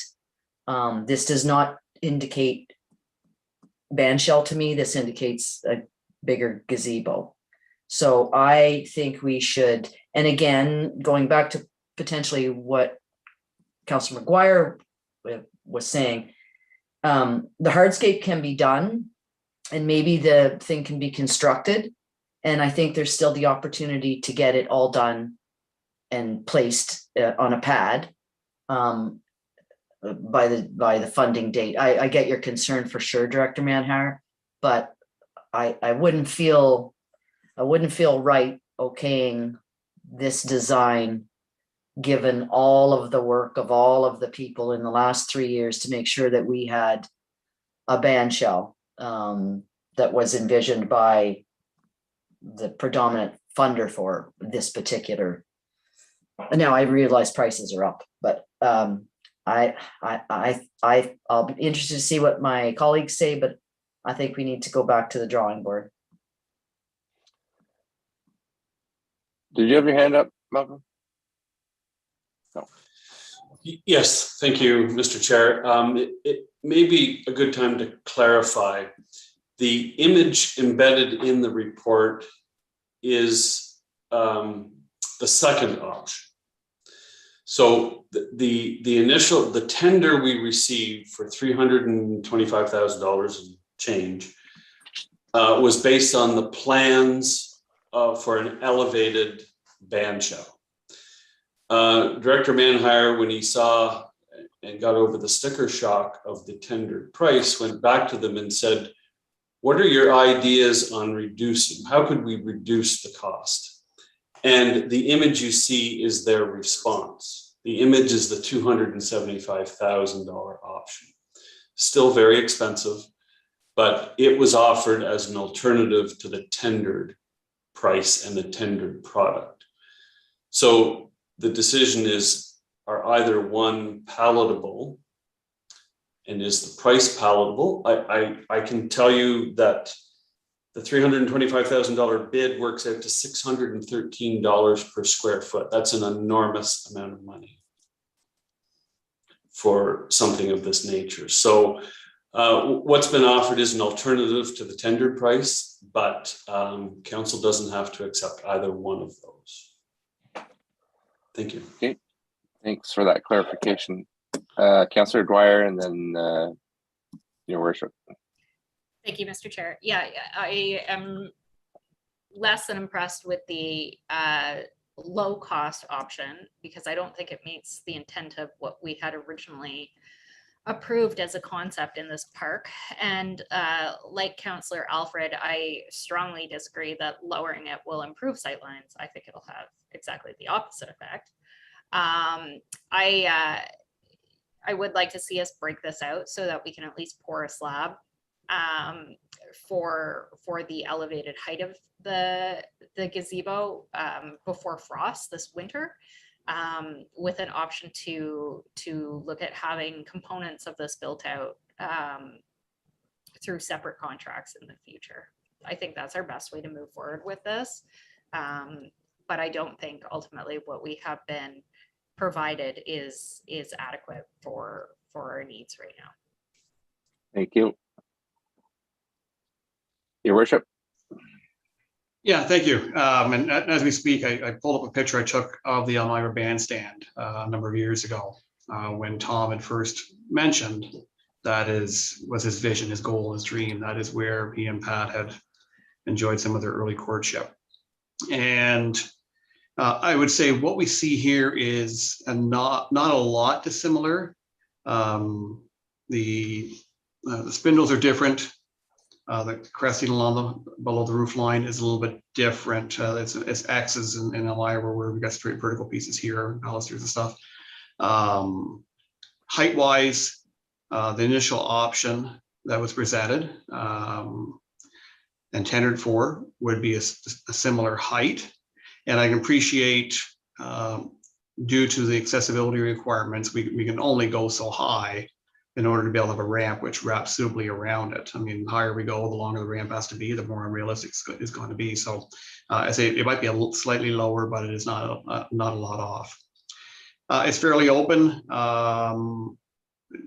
Paint theme might be different, but it's hard to say from what I see in front of me.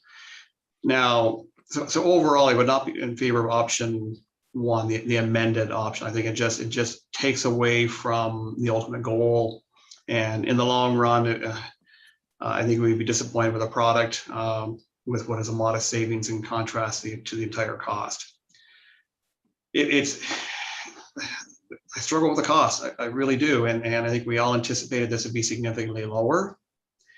I think there may be merit in going back out in the fall. There's risk.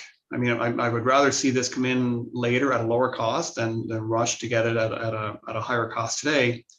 But we also don't know. We don't know what we're going to face come fall. We could be in a similar situation where we have one or two responses and still a very high price and defer the project. And the risk, of course, is because this is not local taxpayer dollars.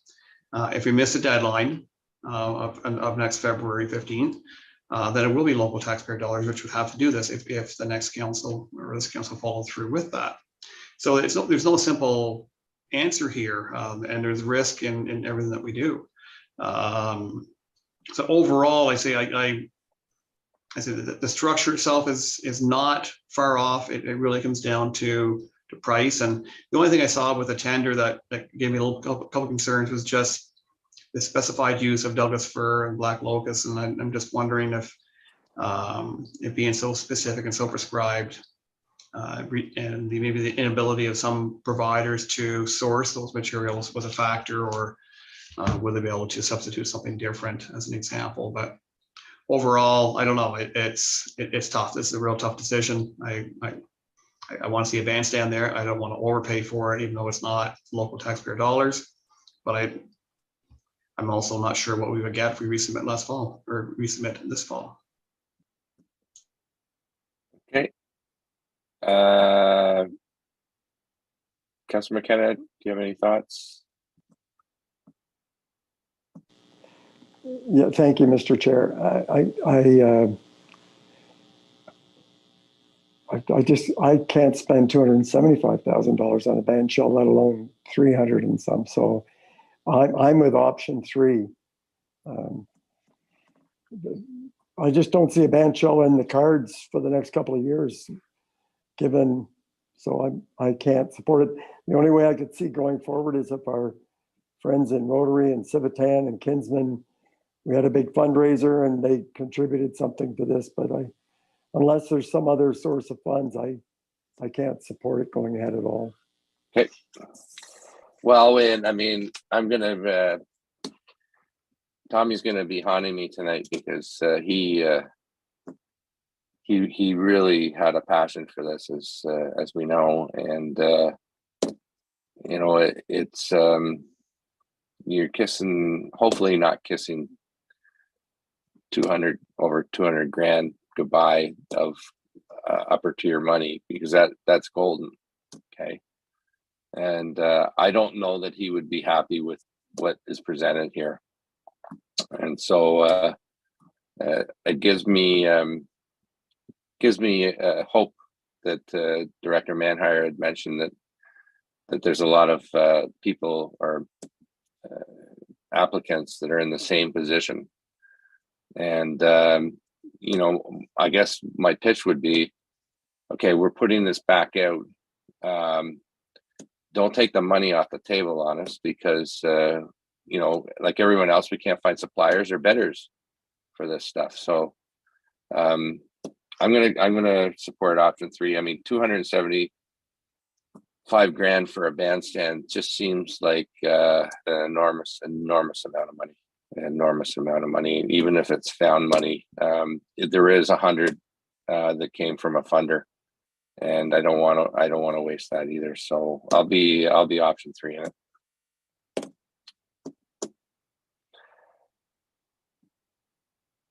Anybody else? Are we in agreement then? Option 3 is the way to go. Okay, that's with heavy heart. So I guess, Director, that was supposed to be on for tonight, and now it will not, correct? Okay.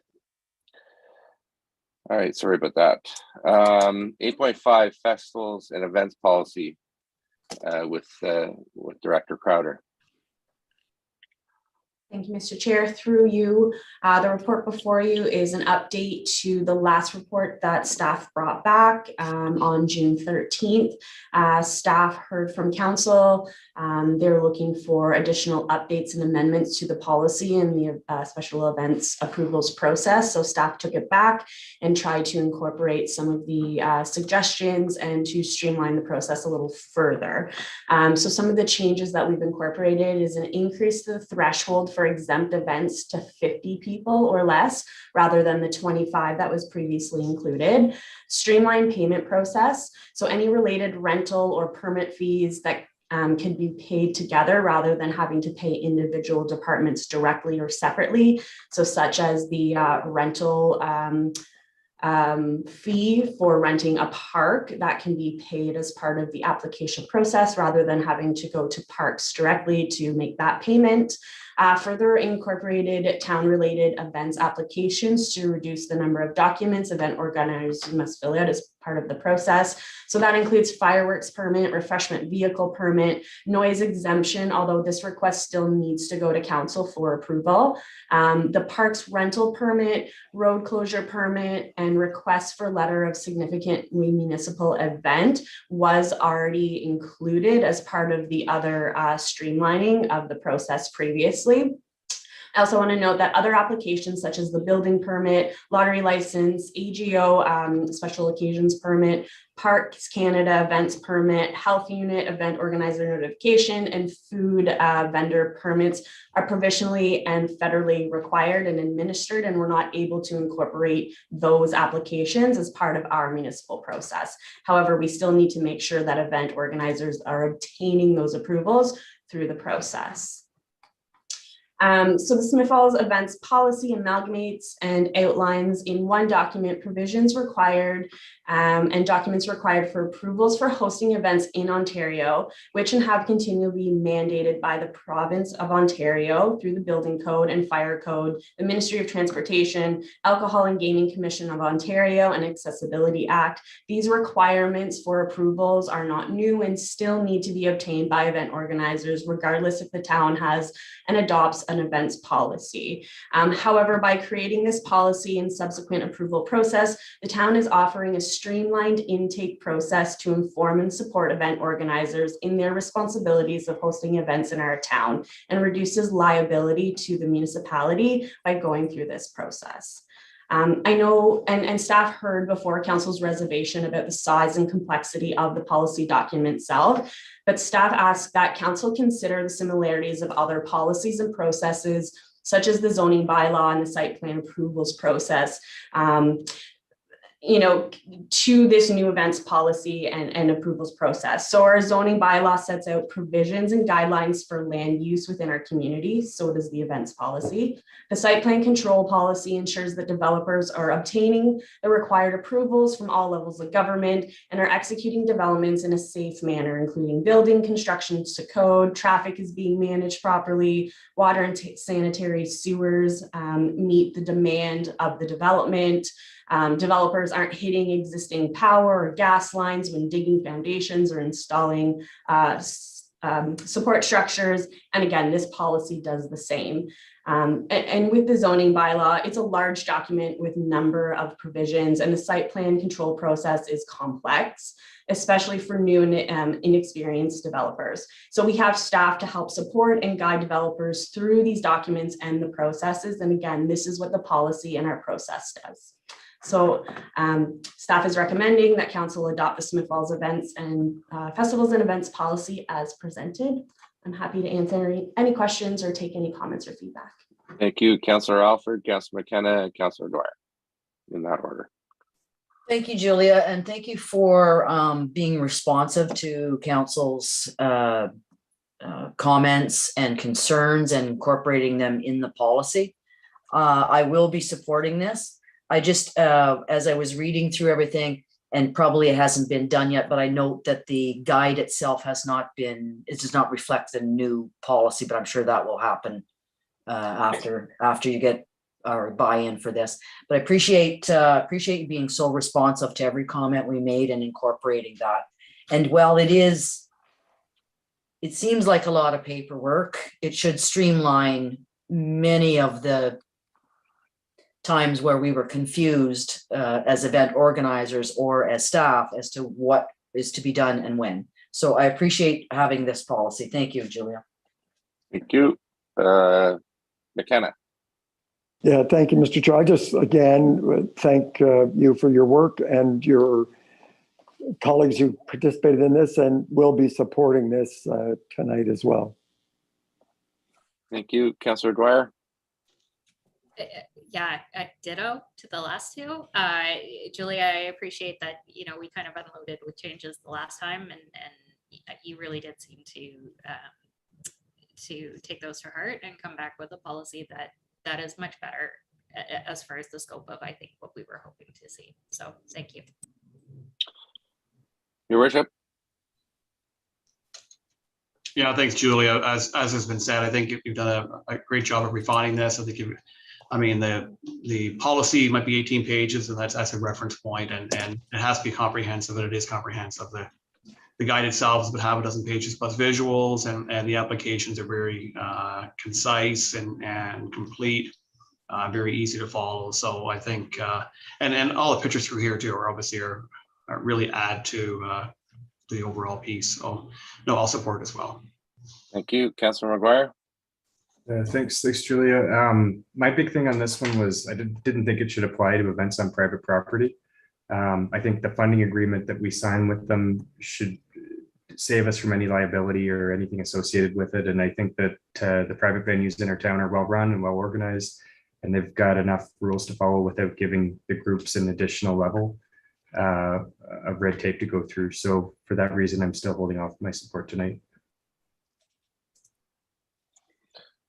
Okay, guess it's me. Yeah, I like some of the changes. I like the commitment of staff to walk organizations through the event guide and application. However, I remain to have a problem with community groups hosting events, and we're charging them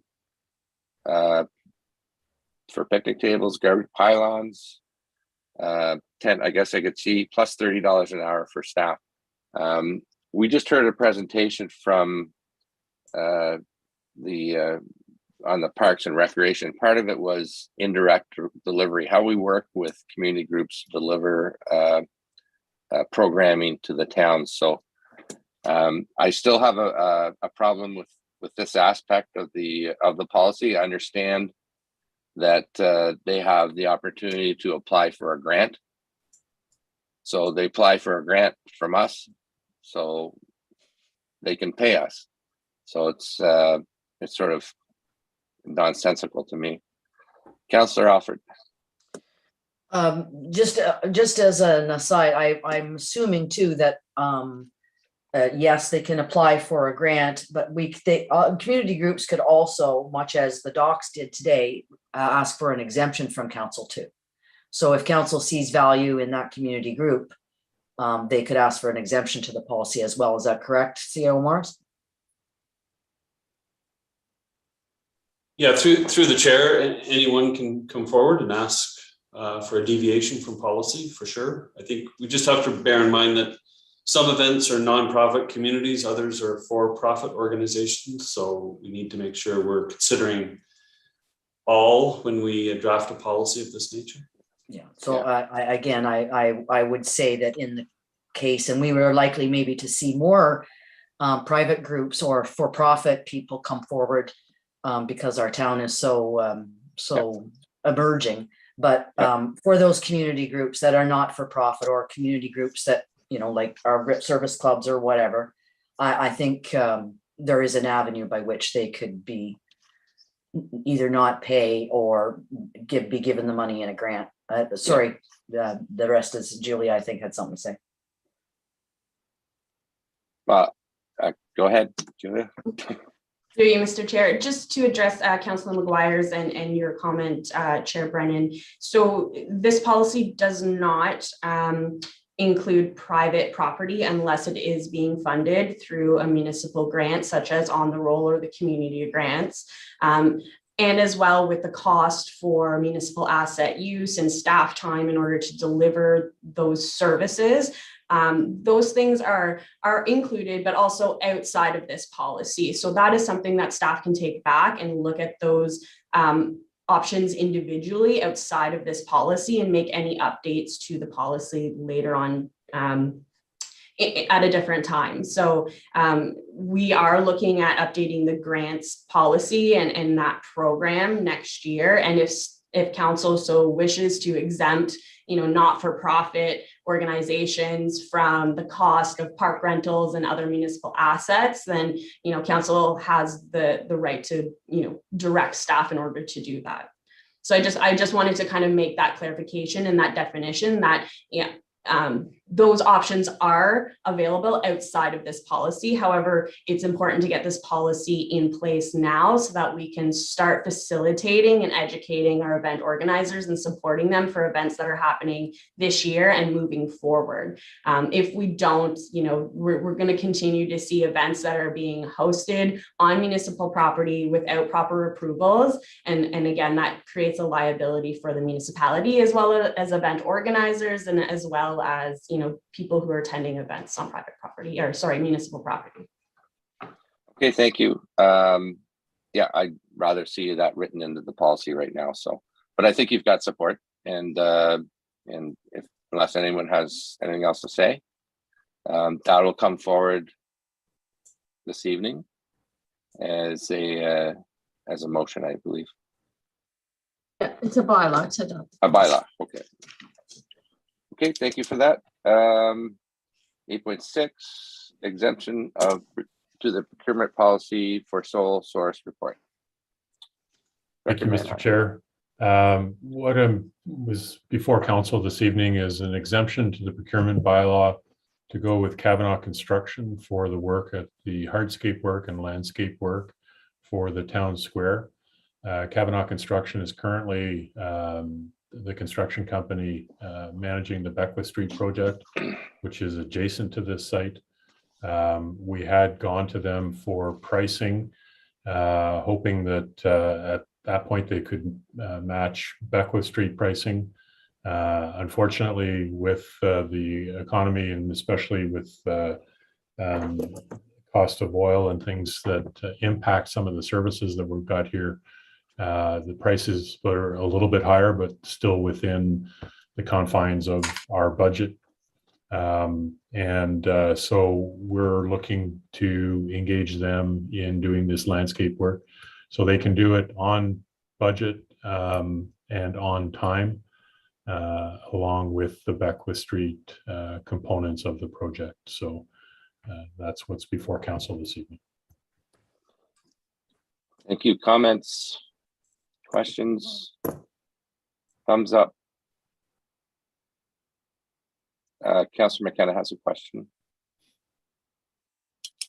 Thank you, Mr. Chair. Just how do we put a foundation under a band shell that we haven't decided on yet? So these would align up or at some point, is that,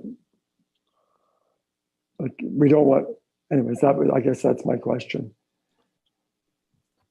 Through the chair, it's a good question. We would look at putting the pad in or putting footings in to support the structure that has been designed as council wants to see implemented. So it would be done during the hardscape process so that we would be prepared when we go through the tender process for the structure that it has its place to go. The location and method of installing it would not change. So that would be part of the stipulation in the tender to go forward.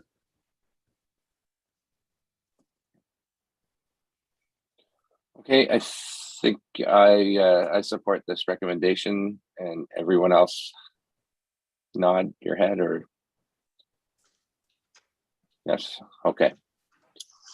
So I'm not sure if that's coming up tonight. It is. Okay, so we'll see you soon.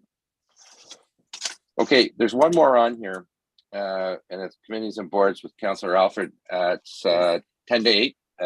Is council amenable to go ahead, or can we shelve this for now? We're good. Okay, off you go. I will attempt to be brief. I asked for this to be placed on council's agenda. Currently, we have 31 committees and task forces. Members of this council, as in previous terms, were appointed as either an active member on town committees or as a liaison with community organizations. That work is split among 7 members of council. There is, in most cases, also a dedicated staff resource assigned to each board and committee as well. Over the past nearly 4 years, members and councillors have had the opportunity to learn or not of the effectiveness or the efficiency of the committees and boards to which they were appointed, and the importance or lack thereof of each. And it's become obvious, at least to me and potentially some of my colleagues, that it's in the best interests of council, staff, and the community at large to reassess whether some of these committees are relevant, productive, or necessary given the changes that have taken place since the committees were in fact formed. We've added several in this term to the list. So I am recommending to my council colleagues that we perhaps direct staff to work with, to undertake an assessment, including consulting with the councillors who sit on these boards and the staff that support them, to see if we should leave a more streamlined structure for the next term of council. We certainly have almost 4 years now of dealing with all of these things, and I think that we have the experience to be able to help streamline this whole thing and maybe go back and reassess whether they need to be changed or we don't need them anymore because things have changed markedly.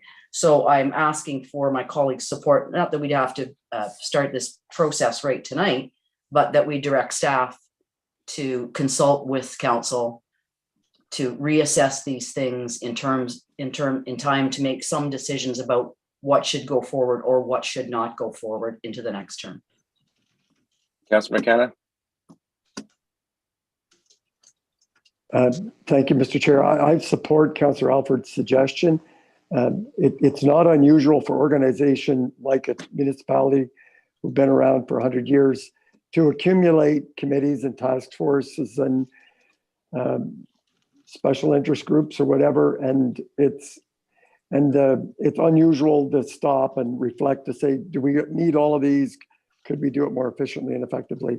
And I know at the County of Lanark, they addressed this a number of years ago because they were adding, everybody comes up with a good idea, let's strike a committee for this or that. And the next thing you know, you've got 31. So they added a striking committee. So no task force or committee could be just, council couldn't create one on the spot. They would send it to this striking committee. That's in going forward. Before you create a new one, does it meet certain criteria? Are we the best ones? How will it be resourced, et cetera? So I'm very supportive. Not just a high level. There's some that are redundant. We don't need anymore. If we haven't heard from them in 4 years and we didn't miss them, we didn't even know they existed, should they still be there?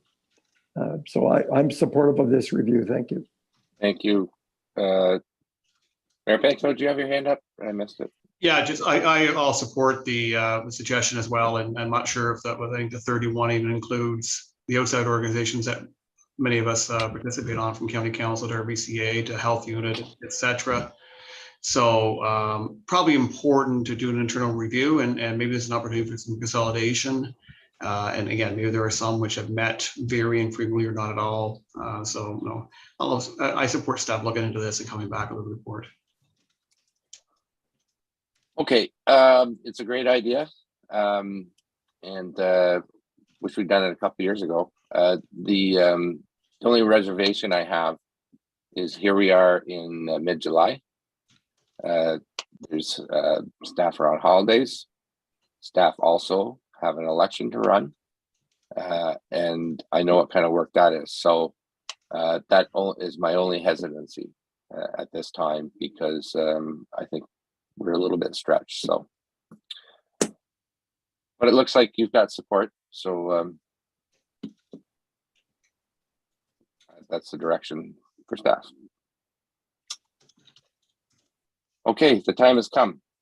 I will entertain a motion that this committee adjourn its proceedings at 7:55 p.m. and stands so adjourned until the next duly called committee meeting. Moved by Councilor McGuire, seconded by Councilor Alford. All in favor? Council coming up in 5 minutes. See you then.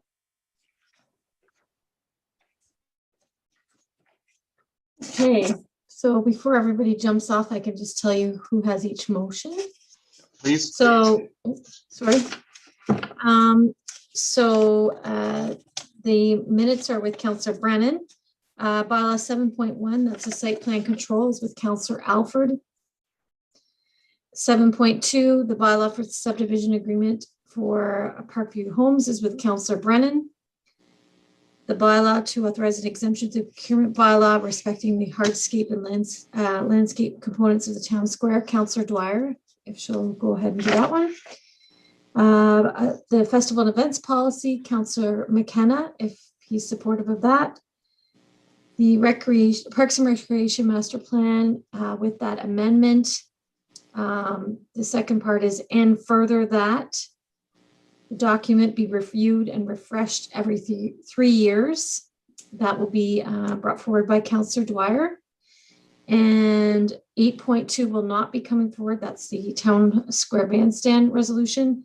And we have adjournment with Councillor McGuire. So a festival and events policy seconder. Councillor Alford, thank you. So everybody, I'll start at the top and work my way through them. Oh, okay. Okay, Jay's not there. Okay. Wendy for 7.1. Peter, you okay with that one? Okay. And then Nikki for 7.3, your seconder. It doesn't matter. Sorry, yeah, Peter's hand went up. Nadine, can you just clarify on that one? We're passing the exemption. Do we not also need to name who we're awarding it to? In the criteria of the bylaw, we can add that. So there's an exemption required. So it's all going to be built into the one bylaw. Okay. So, but I don't need to name Kavanaugh when I read this? No, you can. I think it'd be good to put it when you do comments, when the mayor comes back and asks for comments, just mention it, but it will be built right into the bylaw. Okay, Chris, you're seconder for adjournment. Should be a lot of eager hands for that one. Nikki? Yeah, I saw her hand first. Okay. Just wait for Jay to return. And sorry, do I have a seconder for the Parks and Rec Master Plan? Oh, not yet. No. Okay. Christopher. Peter's gonna do that one too. Okay. Sorry. Thanks, Peter. 8.1's Peter, Nikki? Yeah, both of mine are gonna be Peter. Okay, makes it easy. Okay, Jay, you back? Nope. Okay. Okay, have we got a couple minutes? Whoops. Still? Well, hopefully not. You need to run? No, it's okay. I'm. Okay. Any reports this evening? I'm gonna save it. I had a good one, but I'll save it till next time. Okay, good. Well, next time will likely be another committee of the whole and council, so it could be a long night too. We're paying the price for taking off every second Monday right here in July. I didn't want to. I thought we should not cancel 4 meetings. Jay, just looking to second for you for number 5, adoption of minutes. Chris. And then you also have 7.2, Parkview Home Subdivision. Wendy. Okay. You win. Okay, I think we've got it all. Okay. Everybody's ready to roll? Nadine, you want to count us back in? I'll get us through this. Yeah, I'm just sorry. I just was setting up our meeting management software. So yeah, we are set to go. So we will go live in 3, 2, 1.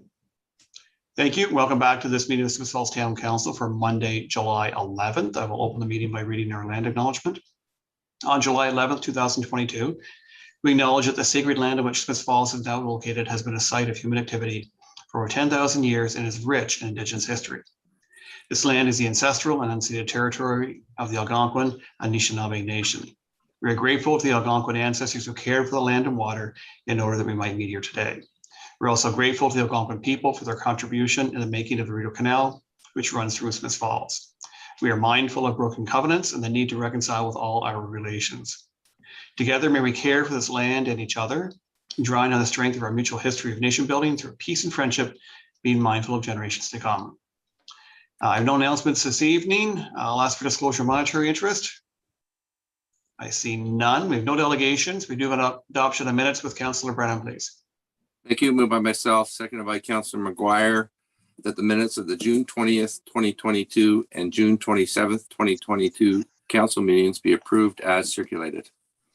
Thank you. Moved by Councillor Brennan, second by Councillor McGuire, that the minutes of the June 20th, 2022 and June 27th, 2022 council meetings be approved as circulated. All in favor? That's carried. I assume no reports tonight due to the nature of the meeting. And time of the meeting, I should say. Thank you. We have a number of bylaws. Our first one was Councillor Alford, please. Thank you, Your Worship. No, I thought I had, sorry, missing a piece of. Moved by myself, seconded by Councillor McKenna, that a bylaw to adopt site plan control bylaw for the town of Smith Falls be received and read a first time, is taken as read a second time. Thank you. Moved by Councillor Alford, second by Councillor McKenna, that a bylaw to adopt a site plan control bylaw for the town of Smith Falls be received and read a first time and taken as read a second time. All in favor? It's carried. Thank you. Discussion, please. Yes, this adopts a new site plan control bylaw in response to the province's Bill 109 that updates that approval of site plan applications are delegated to a municipal official. Thank you. Namely the senior planner. Any further discussion? May I have the third reading, please? Yes, moved by myself, seconded by Councillor McKenna, that a bylaw to adopt a site plan control bylaw for the town of Smith Falls be now read a third time and finally passed, signed, sealed, and numbered 10362-2022. Thank you. Moved by Councillor Alford, second by Councillor McKenna, that a bylaw to adopt a site plan control bylaw for the town of Smith Falls be now read a third time and finally passed, signed, sealed, and numbered 10362-2022. All in favor? That's carried. Thank you. Councillor Brennan, you're up next. Thank you. Moved by myself, second by Councillor Alford, that a bylaw to authorize execution of a subdivision agreement with 1686994 Ontario Inc. Parkview Homes be received and read a first time and taken as read a second time. Thank you. Moved by Councillor Brennan, second by Councillor Alford, that a bylaw to authorize execution of a subdivision agreement with 1686994 Ontario Inc. Parkview Homes be received and read a first time and taken as read a second time. All in favor? It's carried. Thank you. Discussion, Councillor Brennan? Yeah, we discussed this a little while ago in our committee of the whole meeting, and this is another parcel that Parkview is developing. It's going to contain 37 townhomes with totaling 164 townhome units. And we've talked about this before, and this is finalizing this part of their development. Thank you. Any further discussion? May I have a third reading, please? Thank you. Moved by myself, seconded by Councillor Alford, that a bylaw to authorize an exemption. Oh, sorry. The bylaw to authorize execution of a subdivision agreement with 1686994 Ontario Inc. Parkview Homes be now read a third time and finally passed, signed, sealed, and numbered 10363-2022. Thank you. Moved by Councillor Brennan, second by Councillor Alford, that a bylaw to authorize execution of a subdivision agreement with 1686994 Ontario Inc. Parkview Homes be now read a third time and finally passed, signed, sealed, and numbered 10363-2022. All in favor? That is carried. Thank you. Councillor Dwyer, you have the next bylaw. Thank you. Moved by myself and seconded by Councillor McKenna, being a bylaw to authorize an exemption to the procurement bylaw respecting the hardscaping and landscaping components of the town square be received and read a first time and taken and read a second time. Thank you. Moved by Councillor Dwyer, seconded by Councillor McKenna, that a bylaw to authorize an exemption to the procurement bylaw respecting the hardscape and landscape components of the town square be received and read a first time and taken as read a second time. All in favor? Carried. Thank you. Discussion, Councillor Dwyer? Thank you. The purpose of the exception is to allow us to sole source the scope of the work to Kavanaugh Construction, who is currently undertaking the redevelopment of Beckwith Street immediately adjacent to the town square. Because the crews are already on site and we already have contracts with them to undertake similar work adjacent, it makes the most amount of sense, cost and even just time and resource wise, to simply sole source the work to Kavanaugh. Thank you. Any further discussion? May I have a third reading, please? Moved by myself, seconded by Councillor McKenna, that a bylaw to authorize the exemption to the procurement bylaw respecting hardscape and landscape components of the town square be now read a third time and finally passed, signed, sealed, and numbered 10364-2022. Thank you. It is moved by Councillor Dwyer, seconded by Councillor McKenna, that a bylaw to authorize an exemption to the procurement bylaw respecting the hardscape and landscape components of the town square be now read a third time and finally passed, signed, sealed, and numbered 10364-2022. All in favor? And that is carried. Thank you. Councillor McKenna, you're up next. Yes, Your Worship, moved by myself, seconded by Councillor Alford, that a bylaw to adopt a festival and events policy for the town of Smith Falls be received and read a first time and taken as read a second time. Thank you. Moved by Councillor McKenna, seconded by Councillor Alford, that a bylaw to adopt a festivals and events policy for the town of Smith Falls be received and read a first time and taken as read a second time. All in favor? Carried. Thank you. Discussion, Councillor McKenna? Yes, Your Worship. The town's goal is to really ensure that organizers of festivals and events have a successful and safe and wonderful event. And this policy lays out some conditions for hosting them, some conditions for protecting the organizers, the people attending these events, and the municipality. And so we tried to find the sweet spot between too much regulation and just the right amount. And I think we've landed on that. And so it's my hope that going forward, organizers and staff and the public will understand how to run these things in an efficient, safe, and fun manner. Thank you. Further discussion, Councillor Brennan? Yeah, I asked for a recorded vote. I won't be supporting that just for the fact that I think that it's putting some financial onus on community groups and more red tape for them. I understand the need for a policy, but not. I wish that would have been addressed in the policy. So, thank you, Councillor McGuire. Thanks, and I won't be supporting it because I don't believe it should apply to private property events.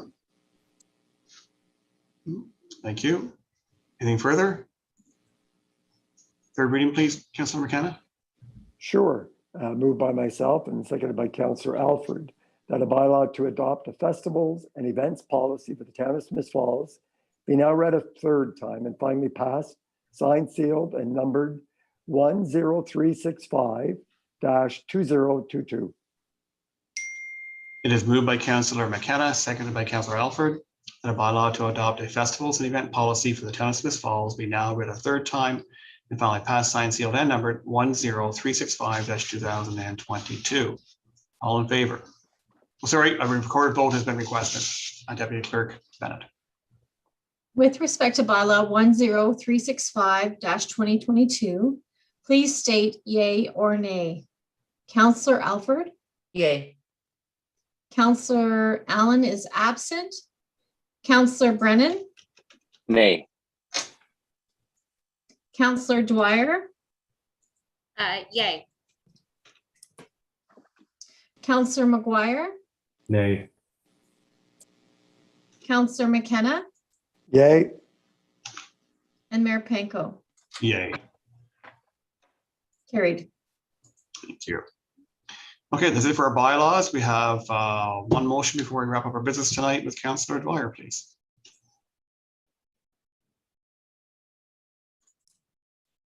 Thank you. Moved by myself and seconded by Councillor McGuire, that Council of the Corporation of the Town of Smith Falls. Sorry, am I on the right one? I believe you had Councillor McKenna as your seconder. I'm sorry, who did I say? You said McGuire. Oh my gosh, my bad. Sorry, Chris. It's late. It is so late. Okay, let's back up. We'll try that again. First of all, it's a miscellaneous motion regarding Parks and Recreation Master Plan, moved by myself, seconded by Councillor McKenna. The Council of the Corporation of the Town of Smiths Falls received the Parks and Recreation Master Plan as prepared by RC Strategies. And further that this. And further, oh my gosh, I'm so sorry. Hold on, I'm pulling Nadine's text. And further, that the document be reviewed and refreshed every 3 years. Thank you. And discussion, please, Councillor Dwyer. I don't know if you can trust me with that. So we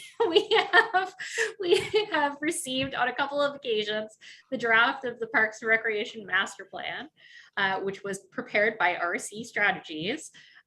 It has been the subject of significant public consultation and has formulated an aspirational document that is intended to provide some guidance to the town when we start laying out more detailed operational strategies for the delivery of the Parks and Recreation service in the town.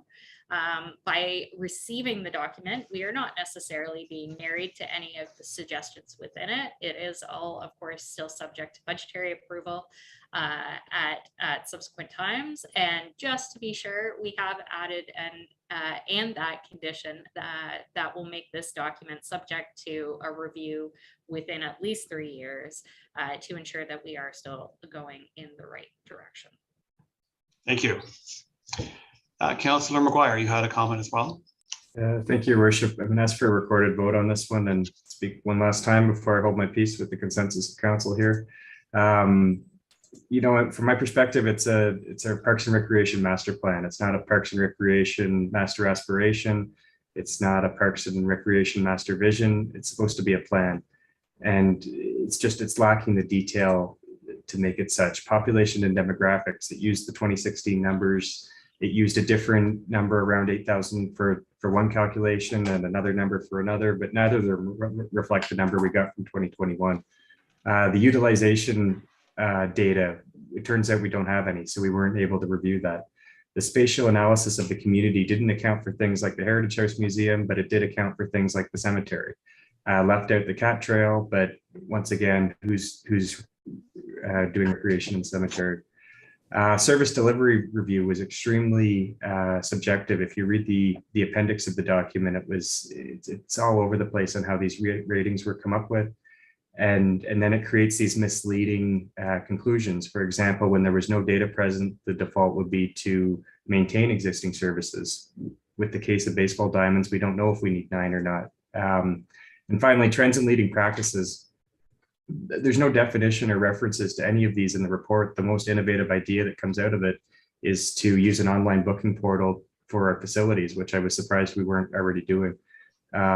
So for all these reasons, I think it's irresponsible to give any kind of acknowledgement to this. It doesn't give us what I think we need and what I was hoping we'd get out of it. And with that, I'll rest my case. Thank you. Your comments are noted. Okay. As moved by Councillor Dwyer, seconded by Councillor McKenna, the Council of the Corporation of Town of Smiths Falls received the Parks and Recreation Master Plan as prepared by RC Strategies. And further, this document be refreshed and reviewed every 3 years. Recorded vote has been requested. Deputy Clerk Bennett. With respect to the miscellaneous motion, Parks and Recreation Master Plan, please state yay or nay. Councillor Alford? Yay. Councillor Allen is absent. Councillor Brennan? Yay. Councillor Dwyer? Yay. Councillor McGuire? Okay. Councillor McKenna? Yay. And Mayor Panko? Yay. This motion is carried. Thank you. That's it for our formal business. Any inquiries or announcements? Yes, Councillor McKenna. I just, thank you, Your Worship. I just wanted to wish former councillor and library board member Chris Cummings a healthy and happy return as soon as possible, and wish him all the best right now. Thank you. Motion for adjournment is with Councillor McGuire. Moved by myself, seconded by Councillor Dwyer, that this council adjourn its proceedings at 8:15 p.m. and stand so adjourned until the next duly called meeting of council. Thank you. Moved by Councillor McGuire, seconded by Councillor Dwyer. This council adjourns proceedings at 8:15 p.m. and stands so adjourned until the next duly called meeting of council. All in favor? Thank you, everyone. We are adjourned.